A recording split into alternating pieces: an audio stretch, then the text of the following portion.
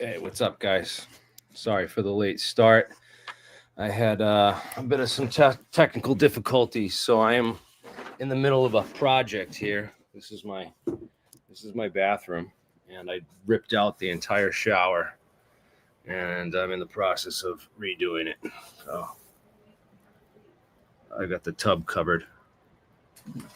You'll see tomorrow when I show you the finished. I won't have the tile all done, but I'll have a lot more done in a day or two when I do the next stream. I will show you guys what I got going on. So, yeah, I build all kinds of stuff. That's right. I build anything. And we need people like that coming up. So, that's why the stream's late. I got a little carried away in there. I was waiting on some materials, and then I just started working until the neighbors started complaining that I was making too much noise with the 3-inch screws and an impact driver. So had to cut it and shut it down early. And I will resume that job tomorrow. So sorry about that. We'll keep you updated on everything going on there. Now, back to the situation at hand. Trump has won the presidency. And I would probably recommend going out and buying one of these. This is a real nice higher end one, but you don't have to get one that nice. There's a lot of other ones. Oh, there's these ones you can hook up in your car, and you drive around and broadcast through your car. Either way, we are going to need to sound the alarm. We're going to need to raise we don't know what the heck is going to happen in the next 3 months. Shit's going crazy. They're killing squirrels. New York State went and confiscated, of course, this couple squirrel and a raccoon, and murdered them. Set the internet off. Apparently, the thousands of black people that they beat to death every year wasn't enough. The squirrel had to be the thing to set the population and wake the community up. And people are pissed. And now New York State, the same state that killed Peanut the squirrel and Fred the raccoon, is now New York City Trump. So Trump's due back in court. There's fears and people circulating, he got convicted of these felonies out of New York court, and the same courts that in New York that killed Peanut the squirrel are now trying to bring Trump back and put him in jail for the next 4 years, and say that he can't become president. They won't let him become president, and they're gonna try to put Trump in jail. I don't know if there's any what the legality is and what their the talks are in this. I guess there were some talks at the Pentagon secret meetings about the Trump administration. So there's lots of worries about national security concerns. Trump released a video recently saying that he vowed to take down the deep state. Now, when we talk about the deep state, of course, let's remind everyone what we're talking about. I'll start with the Iran-Contra hearings, with Senator Daniel Inouye's comments at the closing notes of those hearings. A shadowy government with its own Air Force, its own Navy, its own fundraising mechanism, and the ability to pursue its own ideas of the national interest, free from all checks and balances, and free from the law itself.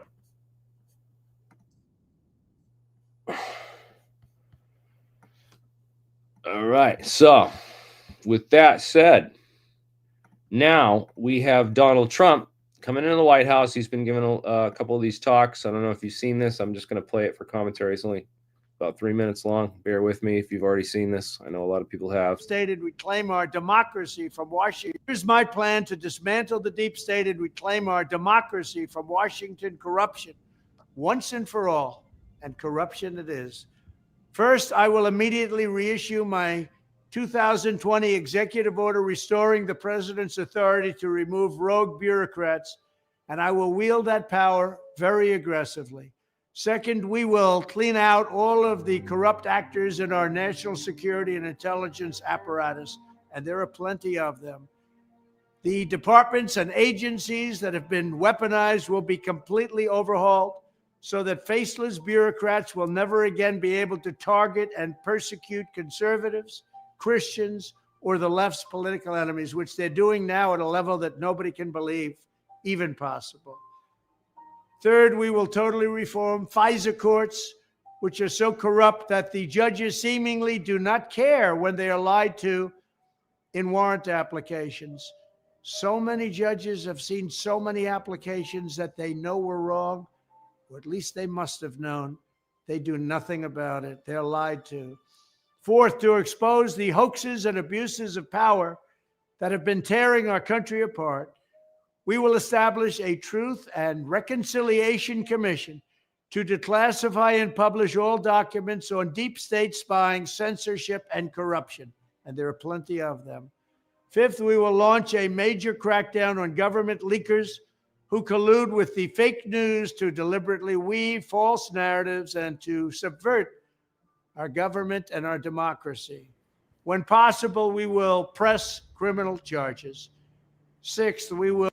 Okay, so let's stop right there at 5. Okay, before we go to 6, let's reel it in. He's going after whistleblowers. Wait. What?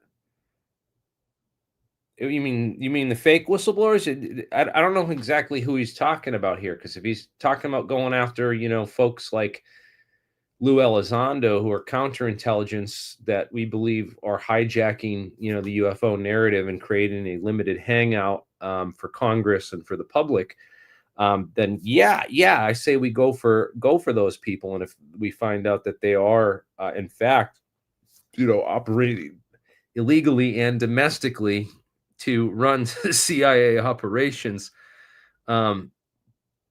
and fake disclosure, exactly, he's not disclosure. We've been doing disclosure on this channel for 20 years. Jeremy Riss is where you've learned about so much of this stuff. I mean, quasi-crystals and metamaterials and all the science and stuff. This is stuff we've been talking about for decades on this channel. And then all of a sudden, guys like Jeremy Corbell come out of nowhere, and all of a sudden, Jeremy Corbell is on Joe Rogan 5 times. He's on CNN. He's on Larry King Live. He's on all the TMZ. He's on all these mainstream channels, getting hundreds of thousands of views, and they're portraying him as a UFO expert who's got all this research. He's been doing this so long, and he's really the guy who knows about this. The guy doesn't know shit. So if number 5, Trump here is talking about people like this, useful idiots and the like, being used by the fake news media to spread false narratives and stuff, then I say go after them and these fake whistleblowers. But going after legit whistleblowers, if people want to step forward, I mean, that's Trump needs to pardon Assange, pardon Assange, and pardon Snowden. Talk about whistleblowers, man. You have to. These people are American heroes. Snowden blowing the whistle on the Iraq war narrative and everything that was going on in Iraq at the time, which we knew was a lie because of 9/11 and everything else that led to the Iraq war. Those of us who were paying attention. But it took that for the public to really wake up with the WikiLeaks thing and Assange. And then, of course, Edward Snowden with his revelations on the NSA spying program and his decision to move forward after watching James Clapper lie to Congress on behalf of the NSA. So, the wolf's in charge of the hen house. Ron Paul was cheated in the election. JFK Jr. was cheated. He should have been the Democratic nominee to run against Trump. and he would have beat Trump if the Dems had picked RFK, but they didn't. They knew RFK would be going after the deep state with the medical community, and they took a gamble, and then they lost, because when RFK joined with Trump, that's when I decided to endorse Trump, and because I wanted RFK. RFK was the way forward to make America healthy again, and yeah, I would have totally voted for RFK. I know a ton of people who would have, and if they hadn't demonized him in the media and they had portrayed him and honestly and showed the American people, like, hey, people are pissed off about COVID and the lies that we were told, and we want to go after these people, and they passed legislation so that we can't go after these people. And now the Pentagon's holding these meetings apparently about the incoming Trump administration. They want to protect these people for national security reasons, because they know, like, once a couple of these dominoes start falling, man, I mean, the whole house of cards is barely holding up at this point now that P. Diddy's in jail and all that stuff's come out about the parties and everything. And we know that pretty much all of Hollywood, all the media, all of movies, all of TV, all of everything that, people ingest is basically polluted with CIA propaganda, and has been for the last 80 years to cover up, God knows what, going way back, from the UFOs to the JFK stuff to the Iran Contra, cocaine smuggling, drug dealing presidents of the past. Those guys aren't going to go to jail, but they want to send Trump to jail, and they want to prevent him from being president. They want to convict him of rape charges and all this stuff. I don't believe in our courts. I don't believe in the convictions that were levied against him for my own personal reasons. I've dealt with the court system. I'm dealing with the court system right now on some absolute bullshit. I believe people were infiltrated into my life and have infiltrated things. And I have some court dates coming up. I don't know if I want to talk about this all, but publicly. But this is it's crazy what goes on. After it's all done, I'm hoping to expose it all. Regardless of what happens. If I disappear for a while, you'll know why. It's because they've tried to deliberately silence me the same way that they've tried to silence Trump with these fake court cases and fake convictions, with these fake courts that can get these fake warrants to go out and do it. It's all, the system's a complete mess. The system's an absolute disaster. And they realize it. They realize that, they fucked over so many people in the community, that so many people are angry and want to fight back. I think that they are going to, they're planning for all out civil war, because the Dems, the half of America doesn't want Trump in office. They're going to rebel against the government and shut the government down and do all these protests and go crazy any way they can, that they'll see how it works. And, at the same time, you have the Trump side saying that, man, they're going to, the Dems are going to try to put Trump in jail and prevent him from taking office, do all this crazy stuff with the courts. And I think if they do that with the courts right now, and the way that the system is and the way that everything is, if they try to put Trump in jail in New York City for the next 4 years of his presidency and try to shut down this takedown of the deep state, we're going to arrest Fauci, we're going to arrest Bill Gates, we're going to arrest Liz Cheney, we're going to arrest Nancy Pelosi. All these people in the government literally need to go to jail, need to stand trial. There needs to be a Nuremberg 2.0 for the treason and the atrocities we've seen in this country for the past.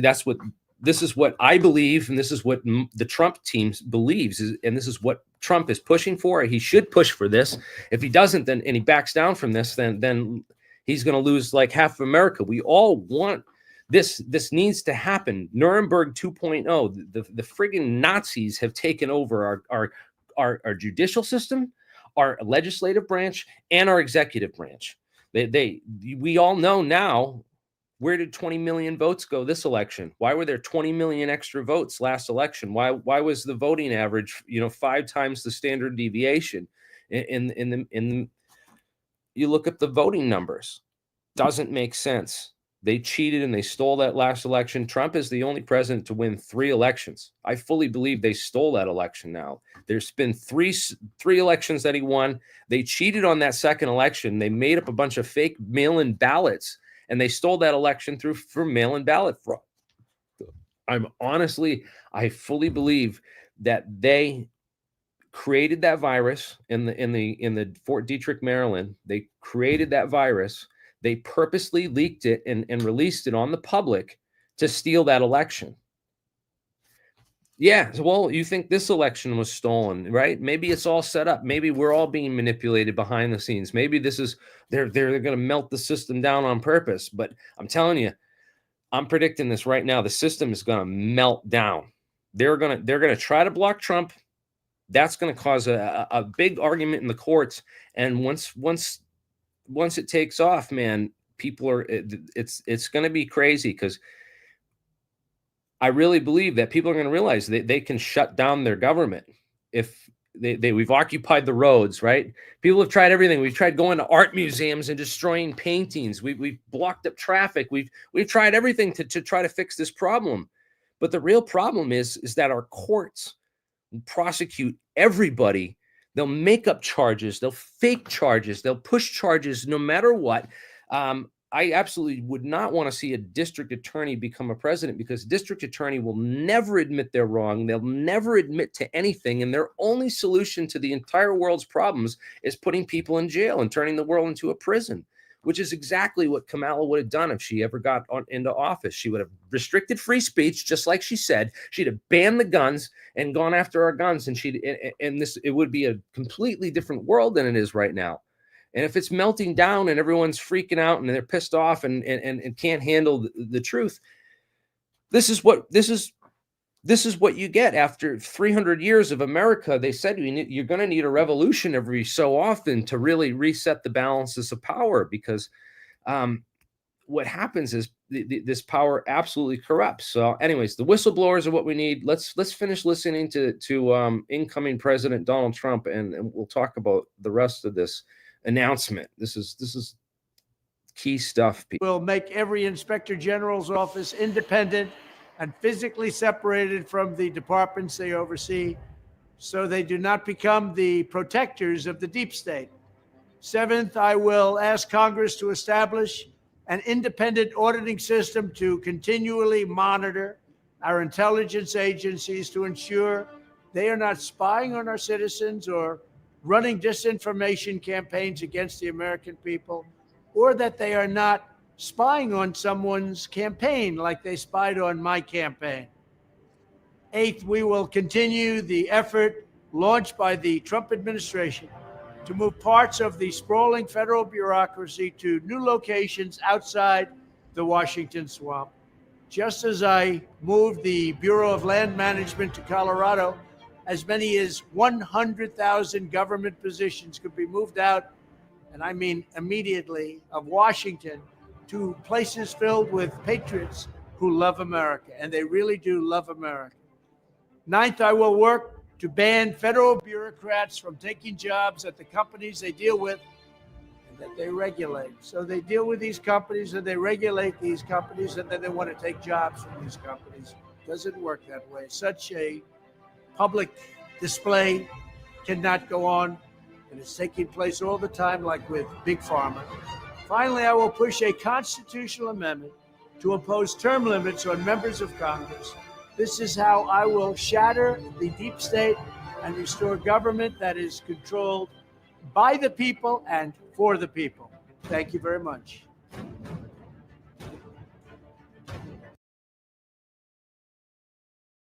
Okay, so there's a couple things to unpack here. Term limits on Congress.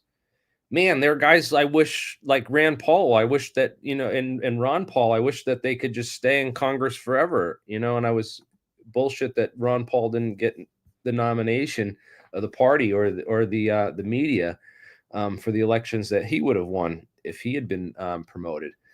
Also want to talk about just some of the accusations from the other side, about why, people saying, oh, you must hate women if you voted for Trump. And you didn't vote for Kamala because she's a woman, right? And it has something to do with that, right? No, it has nothing to do with that. I voted for Cynthia McKinney, actually, Green Party candidate, twice in 2 different elections because I agree with her policies. And I agreed with the way that she grilled Donald Rumsfeld at those hearings where she exposed DynCorp and child sex trafficking, way back in 2002, 2003, or whatever that hearing was. She was the candidate that I wanted to see. She was pushing, asking real questions. She knew a whole bunch of stuff about the fraudulent 9/11 Commission, about how the investigation to 9/11 was just compromised at every point. People like Dana Lesserman and Congressman Max Cleland, or Senator Max Cleland, who was on the 9/11 Commission, both testified to it being a cover-up and a fraud. And then the fact that Dick Cheney and Donald Rumsfeld, Dick Cheney and George W. Bush would not testify separate. They made sure they had to testify together, and that no notes could be taken, and that basically their people wrote the final issue of the report. It was not a real interrogation. It was not an investigation. They were never considered suspects. They're never treated like the police would treat you if they suspected you of committing a mass murder, right? Never. They got a completely different treatment, and they were allowed to testify together, and no notes were taken. There's so much stuff going back. We have this UFO report coming up in Congress and stuff. Yeah, that's great. I have a whole bunch of presentations that I've been working on and putting together that cover all that stuff. There's so much technical research. There's trillions of dollars missing from the budget, and there's just decades of top secret crazy stuff like Nazis and people who are into the occult and sex magic being the ones that started our space program back in the 1950s and then the 40s, when they created the CIA and the NSA, just a couple days after an alleged flying saucer crashed out in the desert near one of the top military bases that housed the atomic bomb squadron that dropped the atomic bomb on Hiroshima and ended World War II. And the decades of just research that's been suppressed and classified and not share with the public. Very select number of people try to hoard these technologies and use them to make money for a small number of people. And there's not very many people who do science for the greater good. In fact, all of our science is overseen by one group that's basically a legacy Manhattan Project organization that had a higher clearance than the president. They built the demon cores for the Manhattan Project. So this was the most classified component of the atomic bomb. And a couple of their former employees have testified to being involved with alien artifacts that they were told to reverse engineer the metallurgy of, and that they were just blown away by these materials and how advanced they were and how difficult they would be to manufacture with the technology of the 1940s and 50s. But I guess Battelle Memorial Institute manage all of our national laboratories. So if any one of our top scientists at any one of our national labs discovers free energy or anti-gravity, guess what? Goes into a patent holding company run by this quasi-governmental organization that has a higher clearance than the president, and is something that should be brought up at these UFO hearings that are coming up, that Elizondo, I guess, is going to testify at. Chris Mellon said he has to go to Disneyland with his kids, so he prearranged. He got tickets already set up, so he's too important for him to miss to go and testify at the most important hearing of the entire history of UFOs. I mean, yeah, it's just way too important for Chris Mellon to show up at. But I guess none of this stuff, none of the real physics, none of the CIA projects will be mentioned at these hearings, which is a real shame, because this is all stuff that is talked about on the Alien Scientist channel, which has been heavily shadow banned and suppressed for 2 decades. Well, people like Jeremy Corbell, who promote Bob Lazar in Element 115 as the secret to anti-gravity, instead of interviewing and talking to genius scientists like Todd Desiato here, who wrote all the physics papers explaining how to do anti-gravity and have the real physics and the background and work with the real people and have the credentials. No, they don't want to show that kind of stuff. They don't want to talk about those kind of people. They don't want to, mention the fact that those people are here watching right now and hanging out in the chat. And I know that Todd is he was a Kamala Harris voter, and I agree. We have our differences, and Todd has some good points on why he wanted to vote for Kamala, as did my father. My parents voted for Kamala, so for Harris. But I was surprised, because I didn't think Trump was going to win with such a landslide. I just didn't think so. But apparently, there's a lot of people that are pissed off and want. I wonder what the breakdown is. I wonder how many people are like me, that were like, I wasn't going to vote for Trump until he endorsed RFK. And I mean, until RFK joined his team. And then I said, RFK is joining the team. Well, I really don't like a lot of Kamala's policies and stuff. Don't like how she said she's going to regulate Twitter and free speech and kick Elon Musk out of the country. The guy's great for the economy. I mean, Tesla's doing great things. There's a lot of conspiracy theories out there. David Icke is, for one, saying that, this is crazy because Elon Musk has this Neuralink company, and he's trying to get to Mars, and so David Icke's on this kick that this is all planned and this is all set up, and that we're all being it's all a psyop, and that Elon's not trustworthy, and he's pretending to be the good guy and for free speech, but he's really not, and he's really censoring people on his platform, which may be true, because I don't know, he still gets quite a decent following. But look, he's got 600,000 followers, and getting that kind of a ratio is a bit strange. So I think there definitely needs to be an investigation into algorithmic shadow banning and that kind of stuff. Although I notice when you post stuff like that, it doesn't generally perform as well as when you post like hope porn, and tell people that there's these sealed indictments and that all these people are going to get arrested and go to jail, like David Wilcox has been promising for the past decade.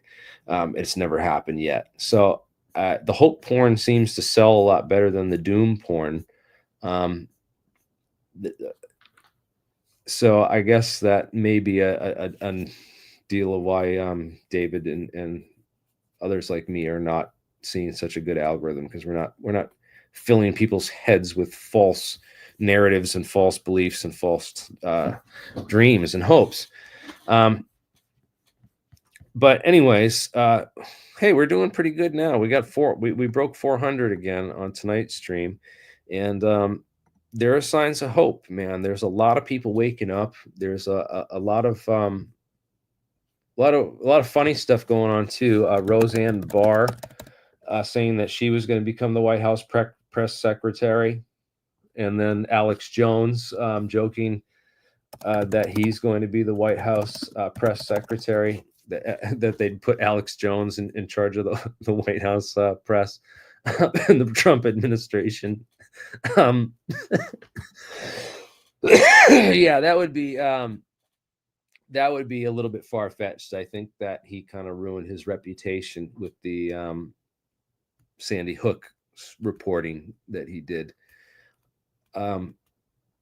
or the promotion of the reporters that he had working for him, that his choice in reporters for the InfoWars thing. I remember I had done a great investigation into the Boston bombing and basically proved who those Kraft International guys were from the crowd. If you go to my YouTube channel, you can do a search here for Boston bombing.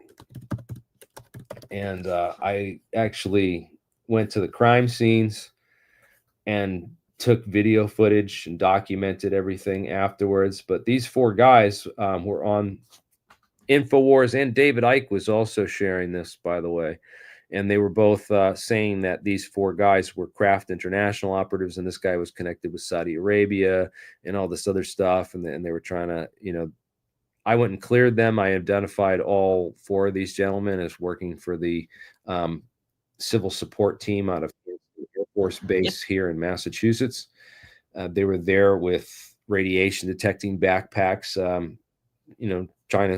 looking for dirty bombs or other things in anticipation of terrorist attacks on a highly populated area like the Boston Marathon bombing. So they were there kind of on high alert, anticipating an attack, which, wasn't all too uncommon. I mean,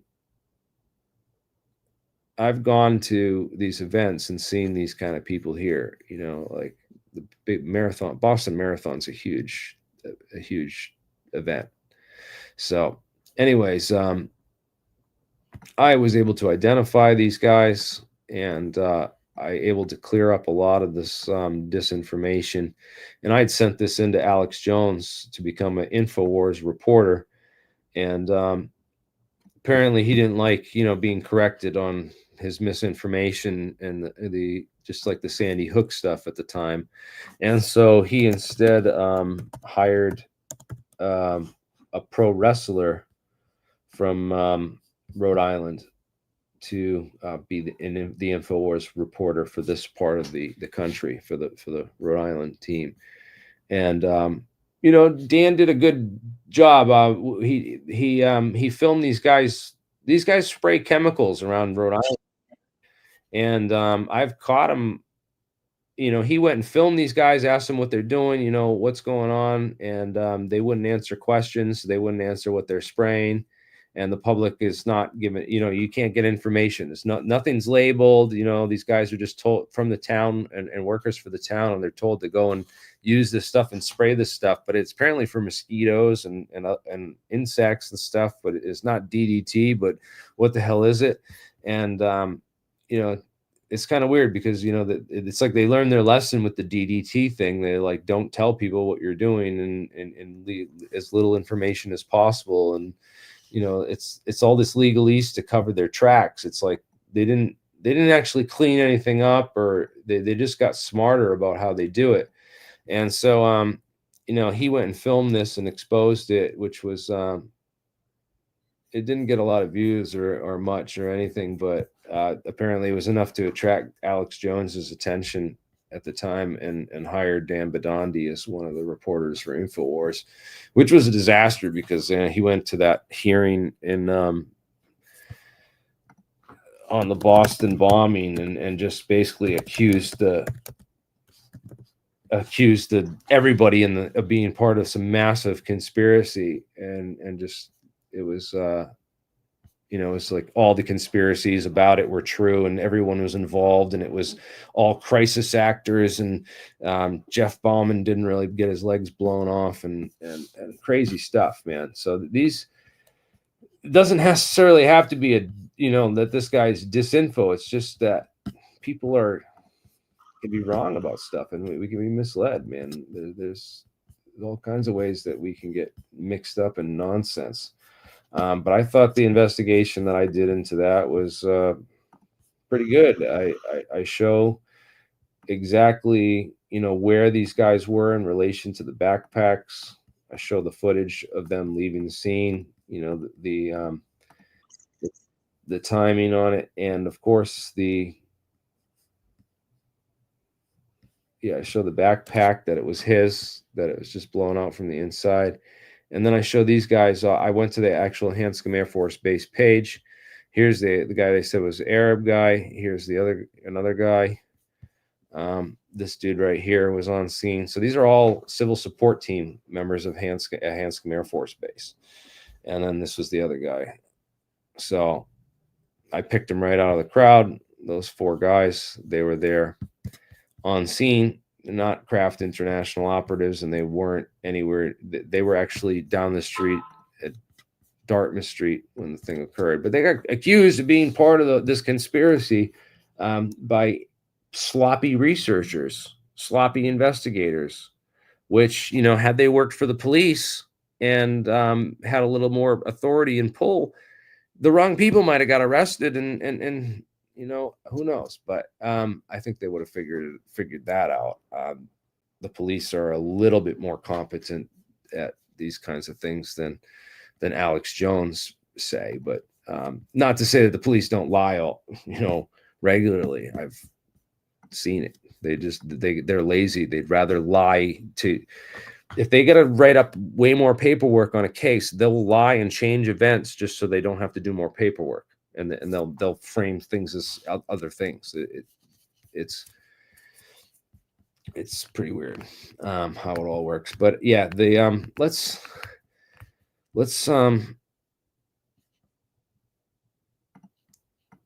I don't know if people are familiar with all of this is a good clip, man. I watched this the other day. I don't know if I want to play this, but Josh Hawley, if you guys know who he is, my wife thinks he looks like me when I wear a suit. But he's definitely my spirit animal. When I watch Josh Hawley, I'm just like, this guy is how I wish I could be. And I'd love to be able to call these people out the way he does. He's brought in so many of the COVID people involved with the cover up and the lying to quash the lab leak theory.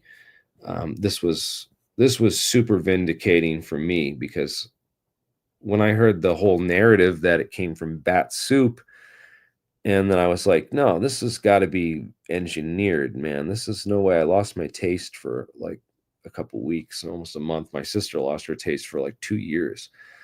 This was engineered.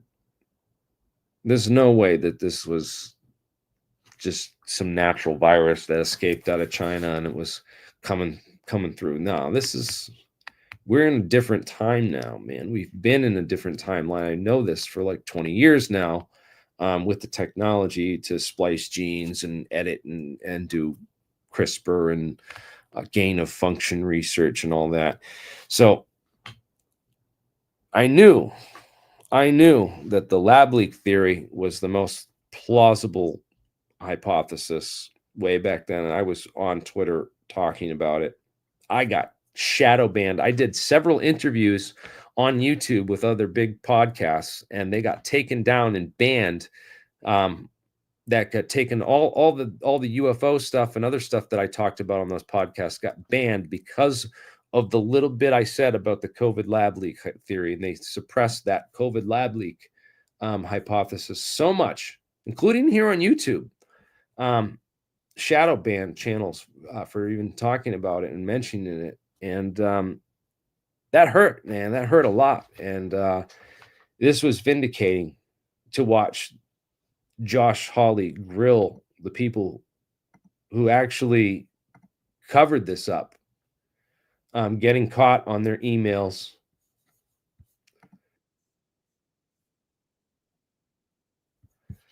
I got to play this, guys, because if you haven't seen this, I know a lot of people haven't seen this. It's not usually the kind of stuff we play on this channel, but this was from July.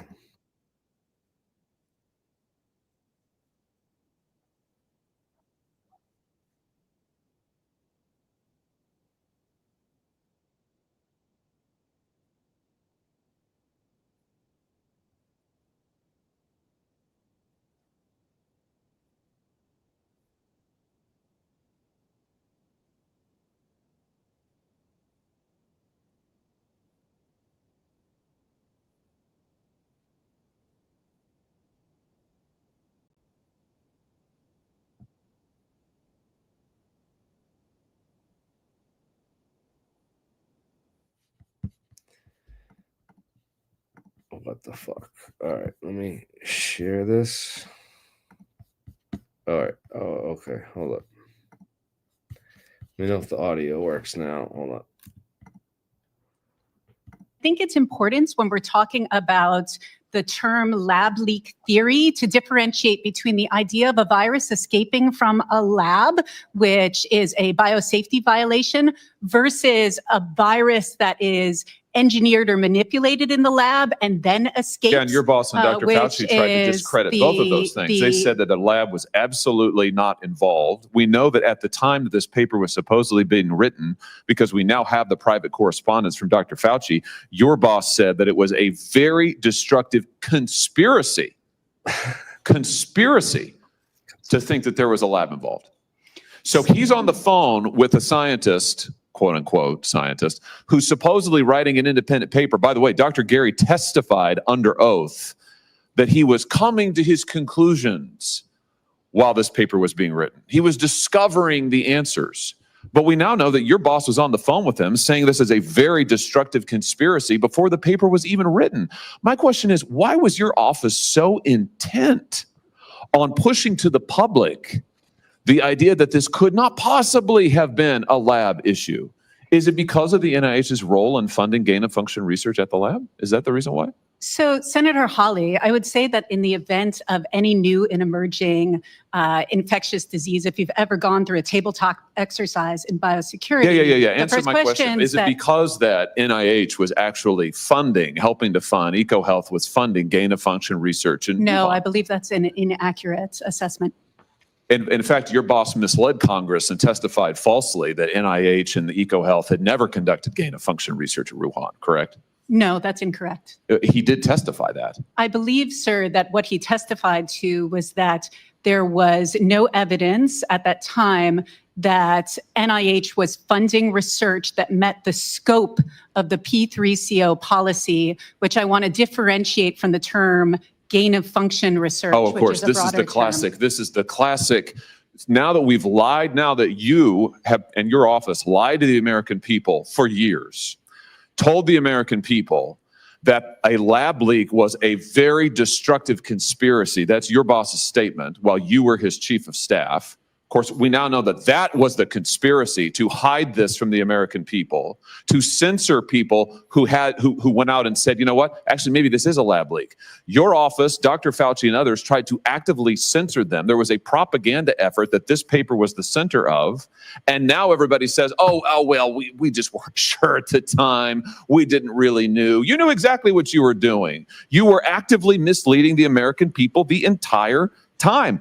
Get this, after that paper, it's really an opinion piece, was published, your boss then says to Dr. Fauci that he had really hoped that the paper would settle this. Is there anything more that we can do to shut down this destructive conspiracy? This is in April of 2020. And then Dr. Fauci went to the White House podium and said that absolutely there's no way that this could have come from a lab. Let me come back to my original question. Why was your office so intent on shutting down any talk about this being involved with a lab? Why? I don't understand it. Why the hysteria? So, Senator Hawley, I will say that my understanding of the situation is that no one at NIH, including Dr. Collins, Dr. Fauci, myself, ever suggested that there wasn't the possibility that a virus had escaped from a lab. Oh, that's ridiculous. Let me just stop you right there. I cannot have these lies just continue to be told over and over again. Sorry, and wrong. That's false. You people repeatedly said it could not have come from a lab. Your boss said it was a very destructive conspiracy. Not that it was unlikely, not that it was not the best idea, a conspiracy. And based on that, you censored, and your administration that you worked for actively censored scientists, journalists, and what we now know is our own intelligence agencies at the same time were concluding and briefing members of Congress that it likely was from a lab leak.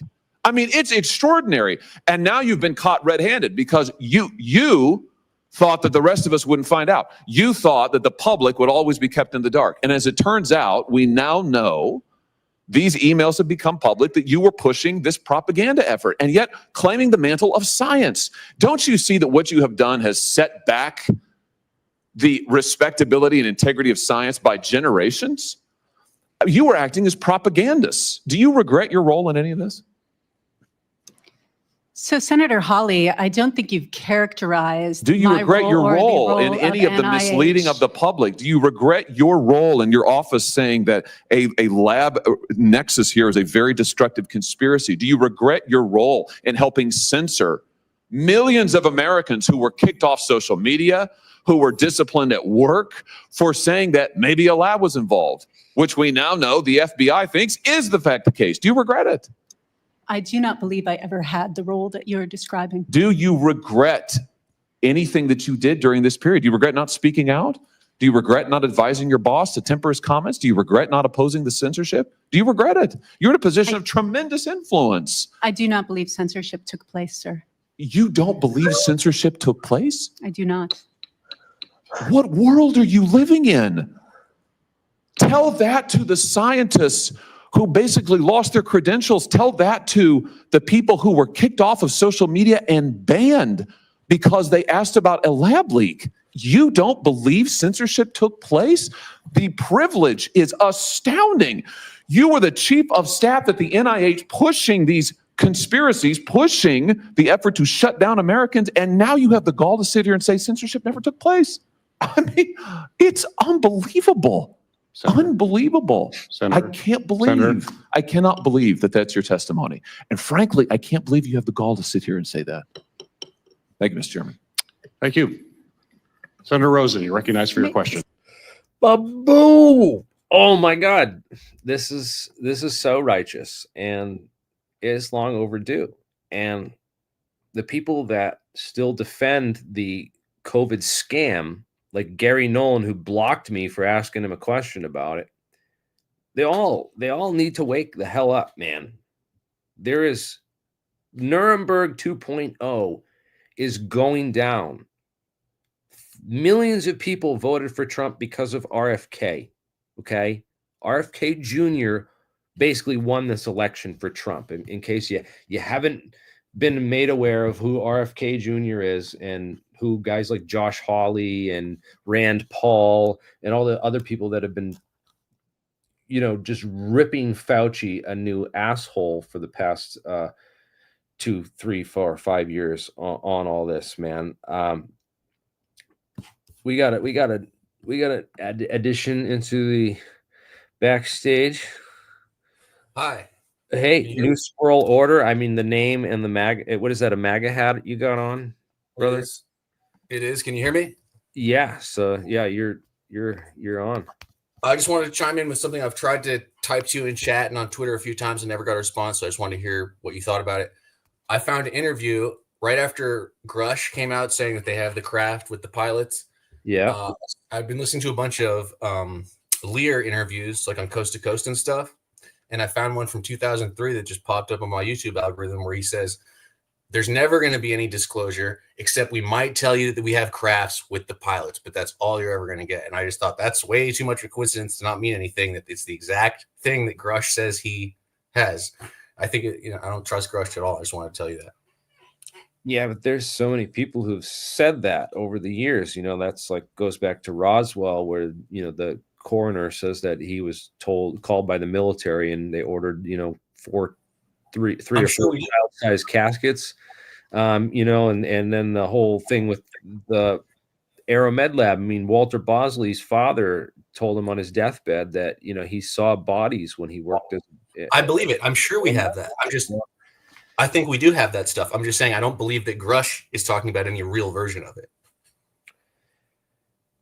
Yeah, I doubt that very much. I don't know what's going on with all this yet. Let me just give you the link. I'll post in the chat. I'm going to sign off, but I'll post in the chat that's where you can just look up Lear Coast to Coast with Art Bell, 2003, 59 minutes in or 54 minutes in. I'll just post it in the chat. And he's just so specific. The exact same thing that Grush says he has, the craft with the pilots. I'm sure, of course, they have the pilots. I believe that that we've had I believe Stephen Greer. Stephen Greer seems to be pretty accurate to me. I don't know what you think of him, but Well, Stephen Greer has made some big boast claims in the past about, who he's talked to as far as CIA. He said some CIA director told him that they have this and that, and then the Orion project. So there's a couple things that Stephen Greer has, not quite delivered on. He raised a lot of money for the Orion project and never quite delivered on that. That's my biggest beef with Greer. Other than that, considering the people that have stolen the limelight for the UFO community, I really think it's a limited hangout op. I hope it's not. I hope that it is real disclosure, but it's just not how the government works. I know how the government works on these kind of operations, and they create limited hangout operations, and they float those out to the public to say that, hey, this is what ufology is all about. It's Jeremy Corbell and Bob Lazar and you Skinwalker Ranch and Dino Beavers and all this crazy shit. And that's what this is. And it all started in 2017 with this OSAP program and Bob Bigelow and these skinwalkers and stuff, man. And forget 50 years of history that came before that. So I posted in the chat. I posted in the private chat here a link to a tweet that has the link timestamped.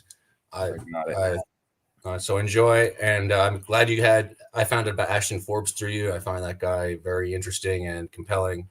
I like that guy a lot. And have a good one. Thanks, buddy.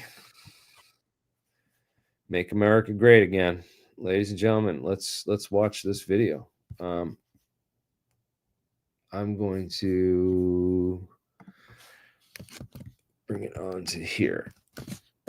This thing can ever be dismantled. And even if you give us the go-ahead to spill the beans to the public, it's unlikely they will get anything more than, yes, we recovered a flying saucer, and yes, there was an occupant, but that's all we're going to tell you. So go ahead and roll the tape for Mr. Bell. What you see here are the human mutilations look like. That one was a male about 27 years old. Now that film is of dead aliens being pulled from the wreckage of their craft that crashed in Atlanta, California in the 50s. That craft you see over there was over 250 feet in diameter and had to be buried on the spot. That site is in Utah near Dugway Proving Grounds. The object that you're looking at now is the Kecksburg Acorn, which was brought to Wright Pat in the middle 60s. There's Frank Drake trying to force information out of a being tied down to that stretcher. He was supposedly from Tau Ceti. Man, I have all the slides for this too. If I could get all the slides together for this, because this is all stuff that John's shown on other presentations and stuff. So this is John Lear speaking. If you don't recognize the voice, it's CIA pilot John Lear, and he's into all kinds of weird, crazy stuff, man. Lear was into just. I remember the first time I wrote an email to Lear, he responded back and he told me that there's people living on the sun and Venus, because I asked him if he, what's the deal with Venus, and because he said some crazy shit about Venus, and I was just like, and he just went off about people living on the moon and Mars and the sun, the surface of the sun, and I was just like, yeah, I don't think Ashton's CIA. I think that some of the people that might be around him might be, intel and misleading him using, he's pretty new to the subject and a lot of this stuff. So not so sure about the people connected with him. And, of course, we've gone back and forth on this channel about all these people, like whether, because there's like these camps fight against each other too. Like Jack Sarfati and Sal Pays are going back and forth. So we got CIA, ex-CIA, ex-US Navy, research labs going back and forth, calling each other disinfo and fighting over whose anti-gravity theory is right. And we don't know if we're, like I've said, we don't know if both of them are disinfo, if one's disinfo, if the other's disinfo, we don't know. it's a fun time to be alive. And you know, the only way we can find out is through experiment. And you know, Ashton, he's toxic a little bit. Yeah.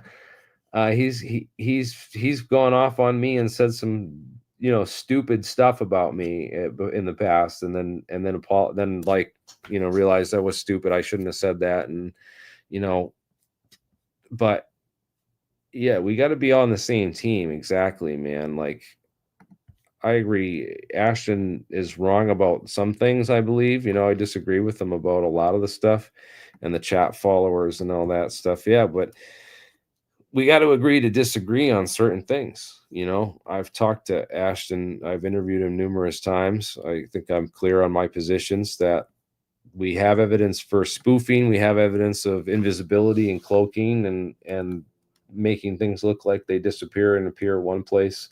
We have all that. We have a lot of people that said that plane was flown to Diego Garcia and landed. I don't think we have evidence of teleportation. I haven't seen it, at least, you know. If teleportation is real and we can teleport stuff, then we should be able to show it in a laboratory. I'm just waiting for that, you know, experimental physics and the confirmation of that to really prove it to me. As far as there's other explanations, you know, for MH370, I fully believe, other than, you know, that it was teleported by these orbs.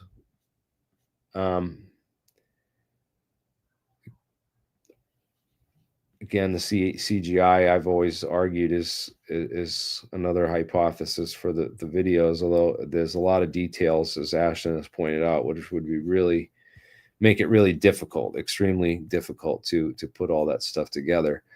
The fact that it involves the classified SBIR, SBIR, the space-based infrared technology, the fact that it involves that, I think, is the main reason that these limited hangout ops like Corbell and others won't touch it. Because, you know, let's be honest, Corbell has shared and promoted just about every fake story there is, you know, and what they've done in the weaponized podcast, they know how to just burn through an hour of your time and not tell you anything. I burned through an hour and I still have so much to tell you. I'd like, I have too much to cover and we're out of time. They're the exact opposite, yet they get about probably 10 times, at least 10 times the views, not 20 times the views that we do on this channel. So again, I don't necessarily know if it's the production. I do get audio glitches. Another thing, I'm all live and off the cuff. So I'm not like sit there and polish it and pre-script it and release some shit that's edited down. So I understand you're going to get it raw and unfiltered. But yeah, the whole MH370 thing, I think I've also asked a bunch of people what they thought about the Bob Greenier thing too, because I've been trying to get Bob on. I've talked to him.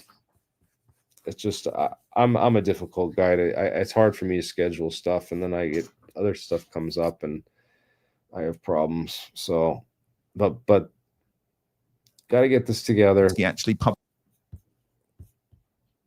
I want to do an interview with Bob at some point, and you know, this stuff's interesting. There might be something to these geometries, and we have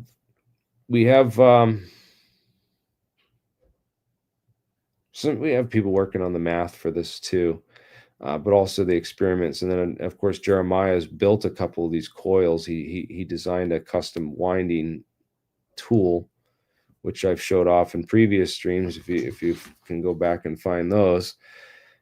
So I got to talk to Jeremiah too, by the way.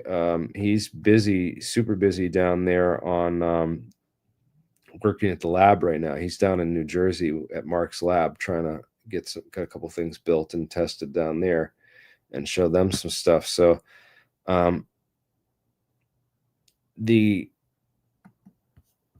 Yeah, I don't know, man.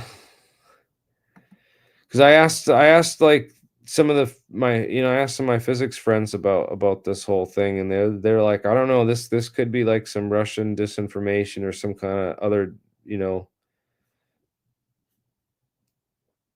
something to throw people off the trail. But I don't know. Again, we're close to a lot of the stuff with our own work, but if there's something to these geometries, then that might be interesting to look into. But again, the EVOs, yeah, those are key, and the Ken Shoulder stuff is key. We've shown that there's something there, and it's related to this cold fusion stuff that's real. But is all of Bob's stuff 100%? This is the most interesting, I think, is published the electrodynamics. This coil stuff is fascinating, although I'd like to see more done on it as far as the actual physics of this. But then he gets really weird on all this other esoteric stuff, and connects it with the, I don't know. He makes a lot of stretches on some of the stuff, man. I don't know what to make of it. And the thunderstorm generator thing, I just want to see more experimental proof and the data, like there needs to be more of that. Yeah, you can have this weird esoteric science and this crazy, theories and all alt science stuff, right? It's very clear that string theory is not working out for the mainstream, and that, the alternative is set to take over. It already is taking over. It's been taking over, and channels and people like this are getting more popular because of the sheer fact that people are just trying to find answers and looking for answers anywhere they can get them. But yeah, this is a difficult time for physics and science moving forward, because it's like, especially for people like us, where it's like, well, what do we, how much time do we spend on any one project? We're already, been really busy replicating 80 years of past projects and stuff, and now we get new stuff. So we try to do it all. We get a lot of people on the team working on a lot of different stuff, and we look for other kinds of solutions and stuff. One of the big problems I had is when this stuff really started getting picked up and shared by some of the Judy Wood propagandists and stuff, and I really disagree with, it's about the technology. If this technology is real, it's about proving it and vetting it and showing it and really demonstrating it.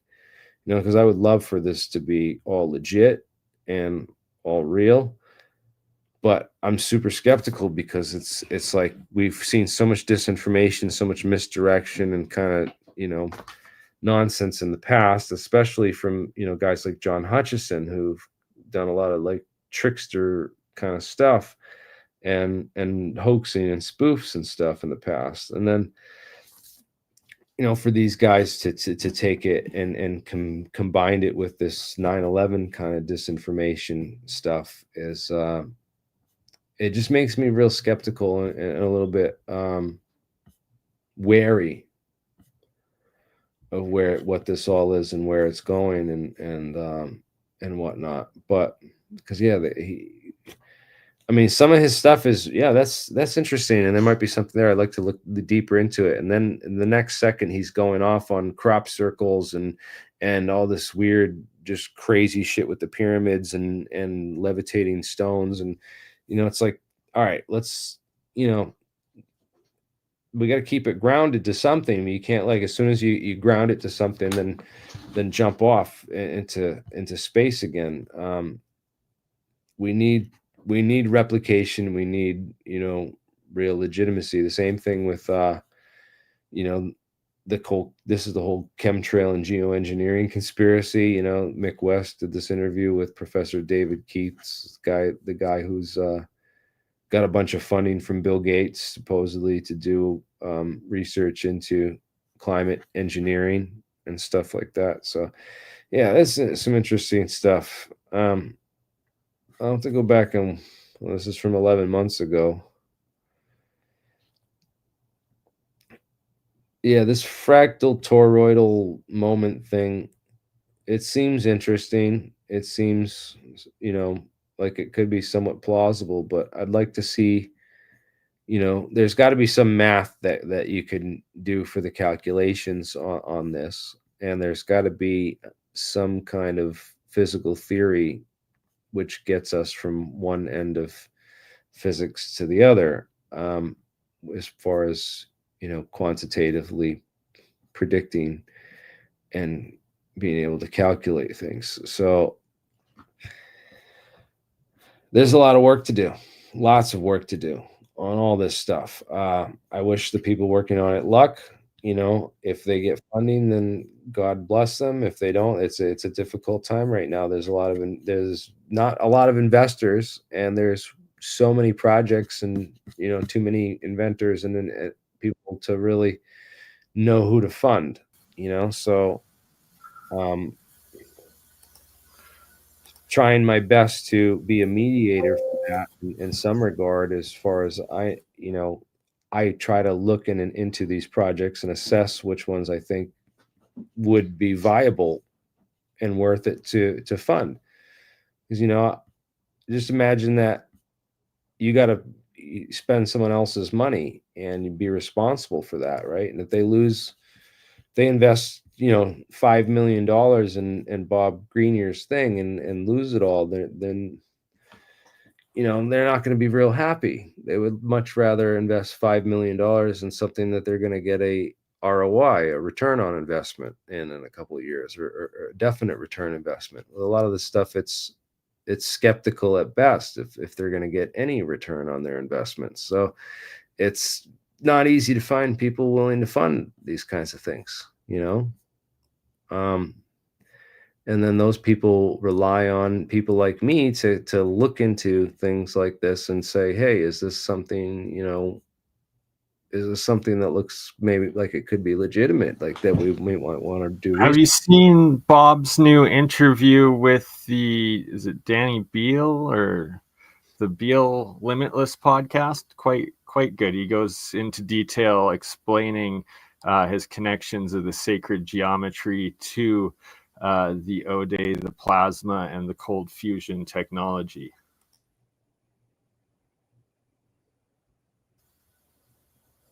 No. Say that again. Sorry, I was reading this. It's the Beal Limitless podcast. I think it's episode 26, and it's 4.5 hours that Bob Greenier sat down with him, and he goes quite in detail into explaining both how it works with the Giza pyramids, how they're related to this stuff. Yeah, I showed this earlier. I watched a lot of it. I admit I couldn't get through the whole 4 hours, but I shared it with a couple other people, and they were, not super convinced by a lot of the stuff. There's a lot of stretches, man, a lot of jumps in the mix. I want to go back and watch this because this came up on the search, and I want to see what this only has 55 views and from 7 days ago. My tentative repudiation of Bob Greenier as a spokesman for free energy. Greetings. My tentative repudiation of Bob Greenier as a spokesman for free energy. I do believe in free energy as expounded or discovered or proven by Martin Fleischmann and Stanley Pons back circa 1989. Martin Fleischmann, I think, was legitimate, and I believe him. However, Bob Greenier, after Martin Fleischmann's death, created the Martin Fleischmann Memorial Project and gives lots and lots of videos, which I find to be pretentious, possibly fraudulent. There's something wrong with this guy, and I apologize for ever mentioning him. I think he's either unable to communicate or he's a fraud. So I've talked to a lot of physicists and people even connected with Martin Fleischmann and stuff, and they're like, dude, this technology, as I've they're not really like super keen on all this weird pyramid and thunderstorm generator and all this other stuff. I'm not super keen on the remote viewing stuff myself, but I'm a little more open to it after I learned that David Chester's funder there, Clee Irwin, the guy from Gravity Research, who started Gravity Research, is it Gravity Research Foundation, or I always get them mixed up. Foundation. No, it's not Gravity Research Foundation. That's Babson's company there that has been around forever. It's quantum gravity research. Quantum gravity. So that's the word quantum in it. So quantum gravity research is the group that's run by Clee Irwin. And I guess Clee Irwin's son was able to do remote viewing. He could remote view, and I thought that was really weird.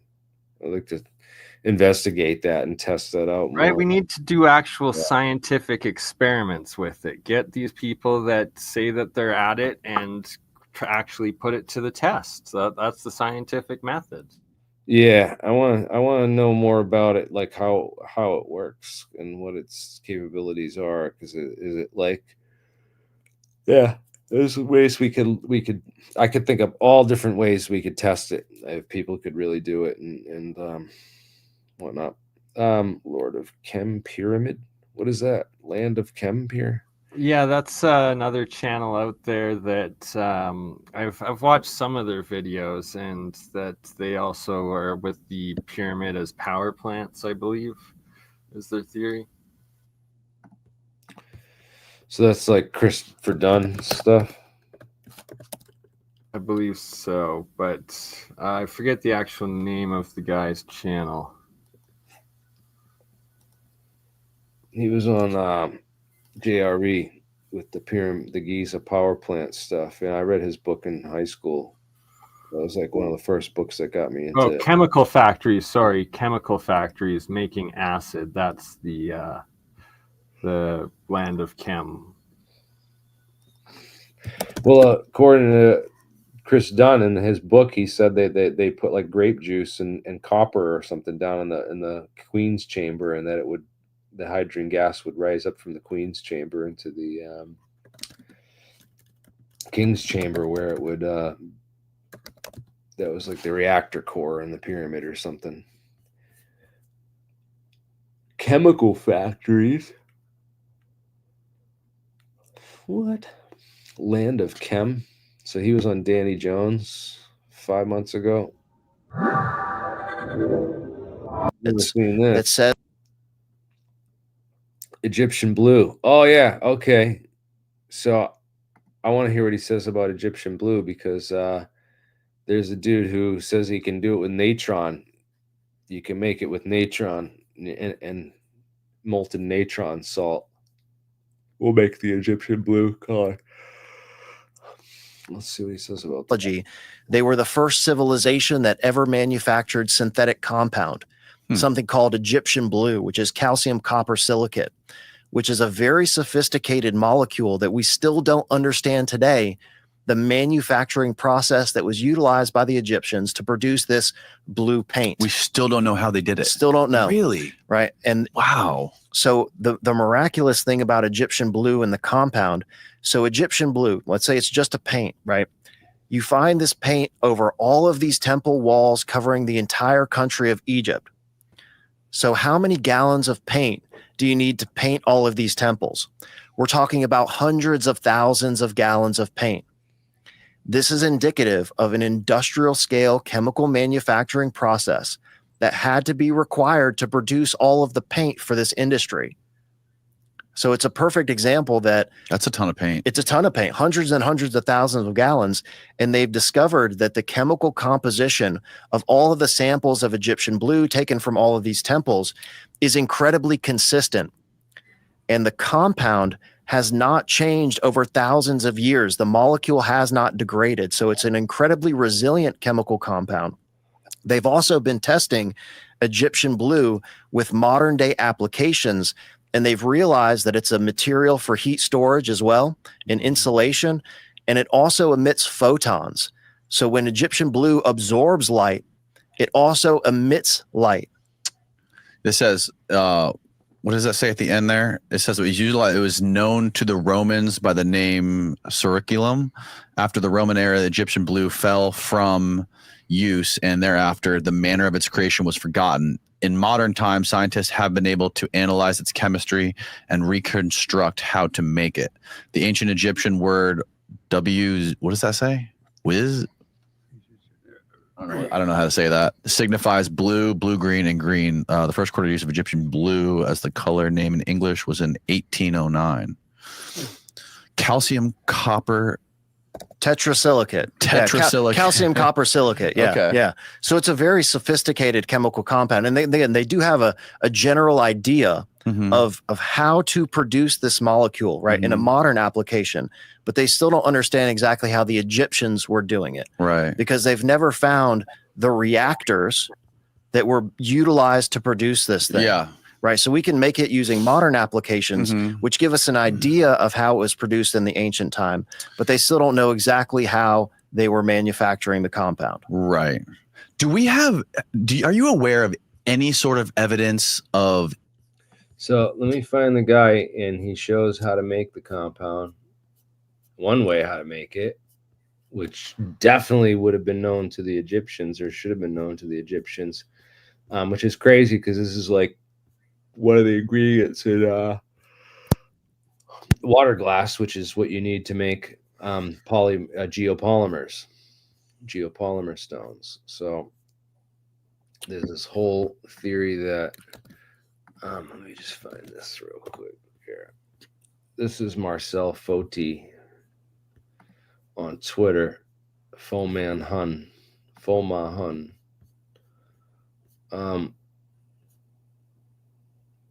Interesting guy. He makes these natron salt blocks.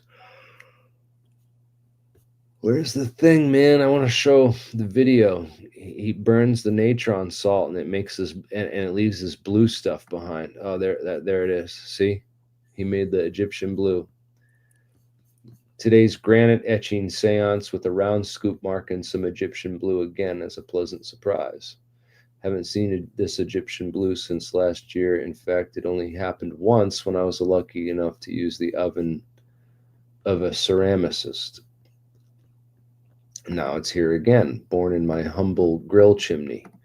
So it needs really, really high temperatures, but you can cook this, and then you can actually get the Egyptian blue, which is there must be some kind of more efficient process for manufacturing this in bulk. If the Egyptians, in fact, had a whole industry of making this, but the fact that this guy's an independent researcher trying to work with these geopolymers, he's made these incredible sculptures out of geopolymer. I failed at making geopolymer a couple times until I tried Marcel's recipe. When I tried Marcel's recipe, it definitely worked. It's also not water soluble, so once the stones form, rain won't deteriorate them. I've soaked them in water. They've the geopolymers that we've created, really interesting stuff. You know, this guy froze the coin in it. It looks just like rock. It's just like real rock, but it's cast. If you go up, he had a picture of the Shamir worm, which is supposedly the thing that King Solomon used to build the temple without tools. Yes, So he said that the Shamir worm was this worm that Solomon had, that he could eat that it would eat the stone with, this worm. And what's really interesting is that when you take the natron salt and you burn the molten salt, it eats rock, and as a byproduct, it produces this Egyptian blue stuff as a byproduct, which is like, this is technology the Egyptians clearly had that was lost. We forgot about it, or we didn't, you know. Well, that worm was supposedly brought by a bird that is now extinct. It would pick it up and then drop it off for them somewhere that they knew where to get it. Really? Yeah. Well, I don't know. That could be interpretation or a tale, you know, like it could be disinformation too, you know, that could be just what, you know, they told them not to give up the secret of how they really did it, you know. So this guy, Marcel, though, Marcel Foti on Twitter, guys, go look him up. And this is some of the etching that he did. So this is natron salt on a block of granite, and he sat there burning the molten natron salts, and it does eat away a little bit at the granite, man. That's what it does to it. So I called back in just because I was reminded when I was in first grade, 1996, 7 or so, I was at recess and I just happened to look up and I see a flying saucer about 80 feet in the air, slowly floated into a cloud. It was a pewter colored UFO, flying saucer, and just floated into this cloud and then didn't come out the other side. I didn't tell anybody because I thought, oh, they'll either say you're crazy or say, oh, that's nice. But then a few years ago, I thought, oh, maybe somebody else has seen one there. My school was right next to the Hamilton Air Force Base in Novato, California. So I looked it up, and there's reports going back to the 40s of people seeing stuff there. Me and my friends go there sometimes, and we talk to people. Have you seen anything here? And they say no. Then I tell them my story, and they say, oh, now that you mention it, a bouncing ball of light followed my son home from school. We saw a UFO over there, things like that. And there is footage on YouTube of a bouncing ball of light captured on somebody's doorbell cam there in Novato, California. So I just wanted to see if you know anything about that area, Hamilton Air Force Base, Novato, because there's that one original case, one of the original cases where they went to the Air Force flew to pick up some wreckage. The plane that picked up the wreckage crashed on the way back to Hamilton Air Force Base. Also, Pearl Harbor, they weren't prepared for Pearl Harbor as they could have been because they were expecting planes to come from Hamilton Air Force Base. So when the planes came, they thought they were their friends from Hamilton Air Force Base. That sounded very suspicious to me. Any thoughts? I have not done any research into that, man. That's all new to me, so I don't have. I'm not prepared. And well, you have the keywords now, and if you are interested, you can do the. Yeah, that's have a good night, guys. Hamilton Air Force Base. I'm gonna have to look into that. That's Hamilton Field. Inactive in 73 and decommissioned in 74. Hello. Hello. Hello. How's it going? Hey. How are you? A little jealous. Do explain. I wanted to go to that New Jersey party. Oh, so I was a little jealous yesterday. I'm like, this party's missing 3 people, maybe actually 4 people. Jeremy Reese, Aiden, me, and Bernie. Yeah. You know, it was missing 4 people. Anyway, but yeah. Jeremy, how come you didn't make it? You're the closest. I had other things that I had to do. Family duties. That's understandable. Duties and other stuff that I could not make it this time, unfortunately. But they're off a few days because it's really actually the 20th. I think that was when, but anyway, I could be wrong. But I thought they were supposed to be on November, you know, but I could be wrong. Anyway. Dang. So, you were saying you have not had a chance to get a hold of Jeremiah yet, but he's down at the lab working. Yeah, I talked to him a couple of days ago, just quickly about and I mentioned that to him about Well, I'll just talk about it openly because I think it needs to be addressed because I think it's needs to be bullshit at this addressed. Yeah, point. exactly. So, as you know, we have this database that I've been collecting, files, and I've been keeping a database on the UFO stuff for decades, and when I started sharing this,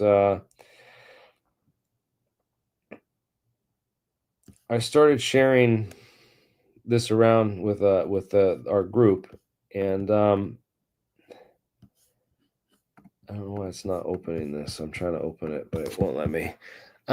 I started sharing the database around, and we got a whole bunch of the other people in the group and the APEC groups to basically join in and add their art files to the archive in the hopes that we could create one big, giant, massive database with just everyone's files, and that we could bring more. We'd bring more people in and just keep creating this big, awesome, super awesome database. The more people we could bring in and update on the archive and stuff, man. Taryn Earthland is here, and I would like you to join, man. If you can, please join, because we need to address this, Sean, and what's going on. Why isn't my channel is not going live for some reason? This is kind of Yeah. Did they strike me? We're having trouble streaming the issue on YouTube's end. We'll keep trying to let you know it's resolved. Wow, huh? Maybe they did. Maybe there's something going on there. Did they strike me for coming out with this and telling them what's going on and that it's bullshit potentially? It's not. I don't think it has to do with the forum. I did play a couple No, other. I mean the other channel that made the accusations that I have a bunch of his material on my channel. Did he maybe strike me and get me deleted? I'm gonna have to look into this. I struck someone on accident one time when I was just on the YouTube back end. I brought up the whole page of copyright strikes, and I clicked on it, and I was like, I didn't know. I don't know what I did, but I regretted it immediately, and I've never done it since. I just Can somebody like contact YouTube and say, hey, we're a bunch of friends, we have different channels, but some data is being leaked. Could you guys go back and see? Well, this is the thing it's the database is on Google Drive. So it would be Google, which is, I guess, the NSA, which is, maybe we're just asking for it. I mean, I don't know. We could have used Dropbox and done a different file share service, but and I tried to be selective. I was selective with the people that I, had asked to be admit to the forum. Well, I could have probably been a little bit more careful. But the idea is I just wanted to get I just wanted the data, and if there were people providing stuff that was interesting, I'd let them in, because it's like, hey, seems like welcome, Taryn. Wasn't the purpose that like everybody contributed whatever paper they could find, or any, everyone has stuff saved? Yeah, papers, patents, all kinds of different stuff from people. Different people do different research. So the idea was to put it all in one giant database, and then we feed it through the AI. Yeah. So we don't have time to read, thousands and thousands of papers and stuff, but hey, other people went through and found this stuff, and we can set an AI to go and access the database. Then we can just query the AI, and it will give us questions that it knows from searching that massive database. So yeah, we were using it to power an LLM on physgpt.com, and we set this all up to try to train a physics engine on purely all the classified, UFO related and technical related data and stuff, to try to train an AI on that and see if we could ask the AI questions about anti-gravity and get, potential solutions for what to actually try in the lab. Because, it gets to the point where it's just like, all right, we only have a limited amount of time. What do we try? What do we do first? Are we wasting our time? Yeah, so we don't want to waste our time trying to streamline this process. It seemed like a pretty good idea, and until you let one bad player into one bad apple is all it takes to spoil the whole bunch, right? Yeah. So yeah, I went and viewed it online today, and my laptop just shut down, and then it won't start back up. And I've heard this from a couple people. So it's not you, Taryn. You are not the hacker. No, I can't hack. Well, it won't even let me open it up. I just tried to open it up, and maybe I don't want to open it up because if I do, something really bad will happen. Well, this is what happened. So, like, one time I went on it, and then all of a sudden it shut down. Then it came back on, and then just before Windows loaded up, after I logged in, a blank screen went on, like, in view, and it let the terminal blinking light, but it was a square, so it looked like a Linux kind of thing. And then all of a sudden it just went and loaded up Windows, and then I went back on it again online, and then my laptop shut down again. Then my laptop won't turn on anymore. Where is this being hosted? Like this is on Google. Yeah, Google Drive. No, I'm asking like the database that was being compiled. Yeah, server for that. It's Google. It's Google Drive. That's what they call it. Yeah, but Google. It's on their servers. Yeah, but I you just don't. uploaded it to them. You're I right. have it offline. Yeah, I have an offline one, so I can transfer it to another one, which I probably will plan on do. It's just sad. Real quick, Jeremy, I posted 2 links in your private chat. One is the bouncing ball of light that matches the description of the person who I happened to meet there that we're asking about the stuff they might have seen there. The second one is an interesting video, I think. It's a video of Israel shooting down a drone, I think in 2010, with a F-15 or whatever their Air Force plane is.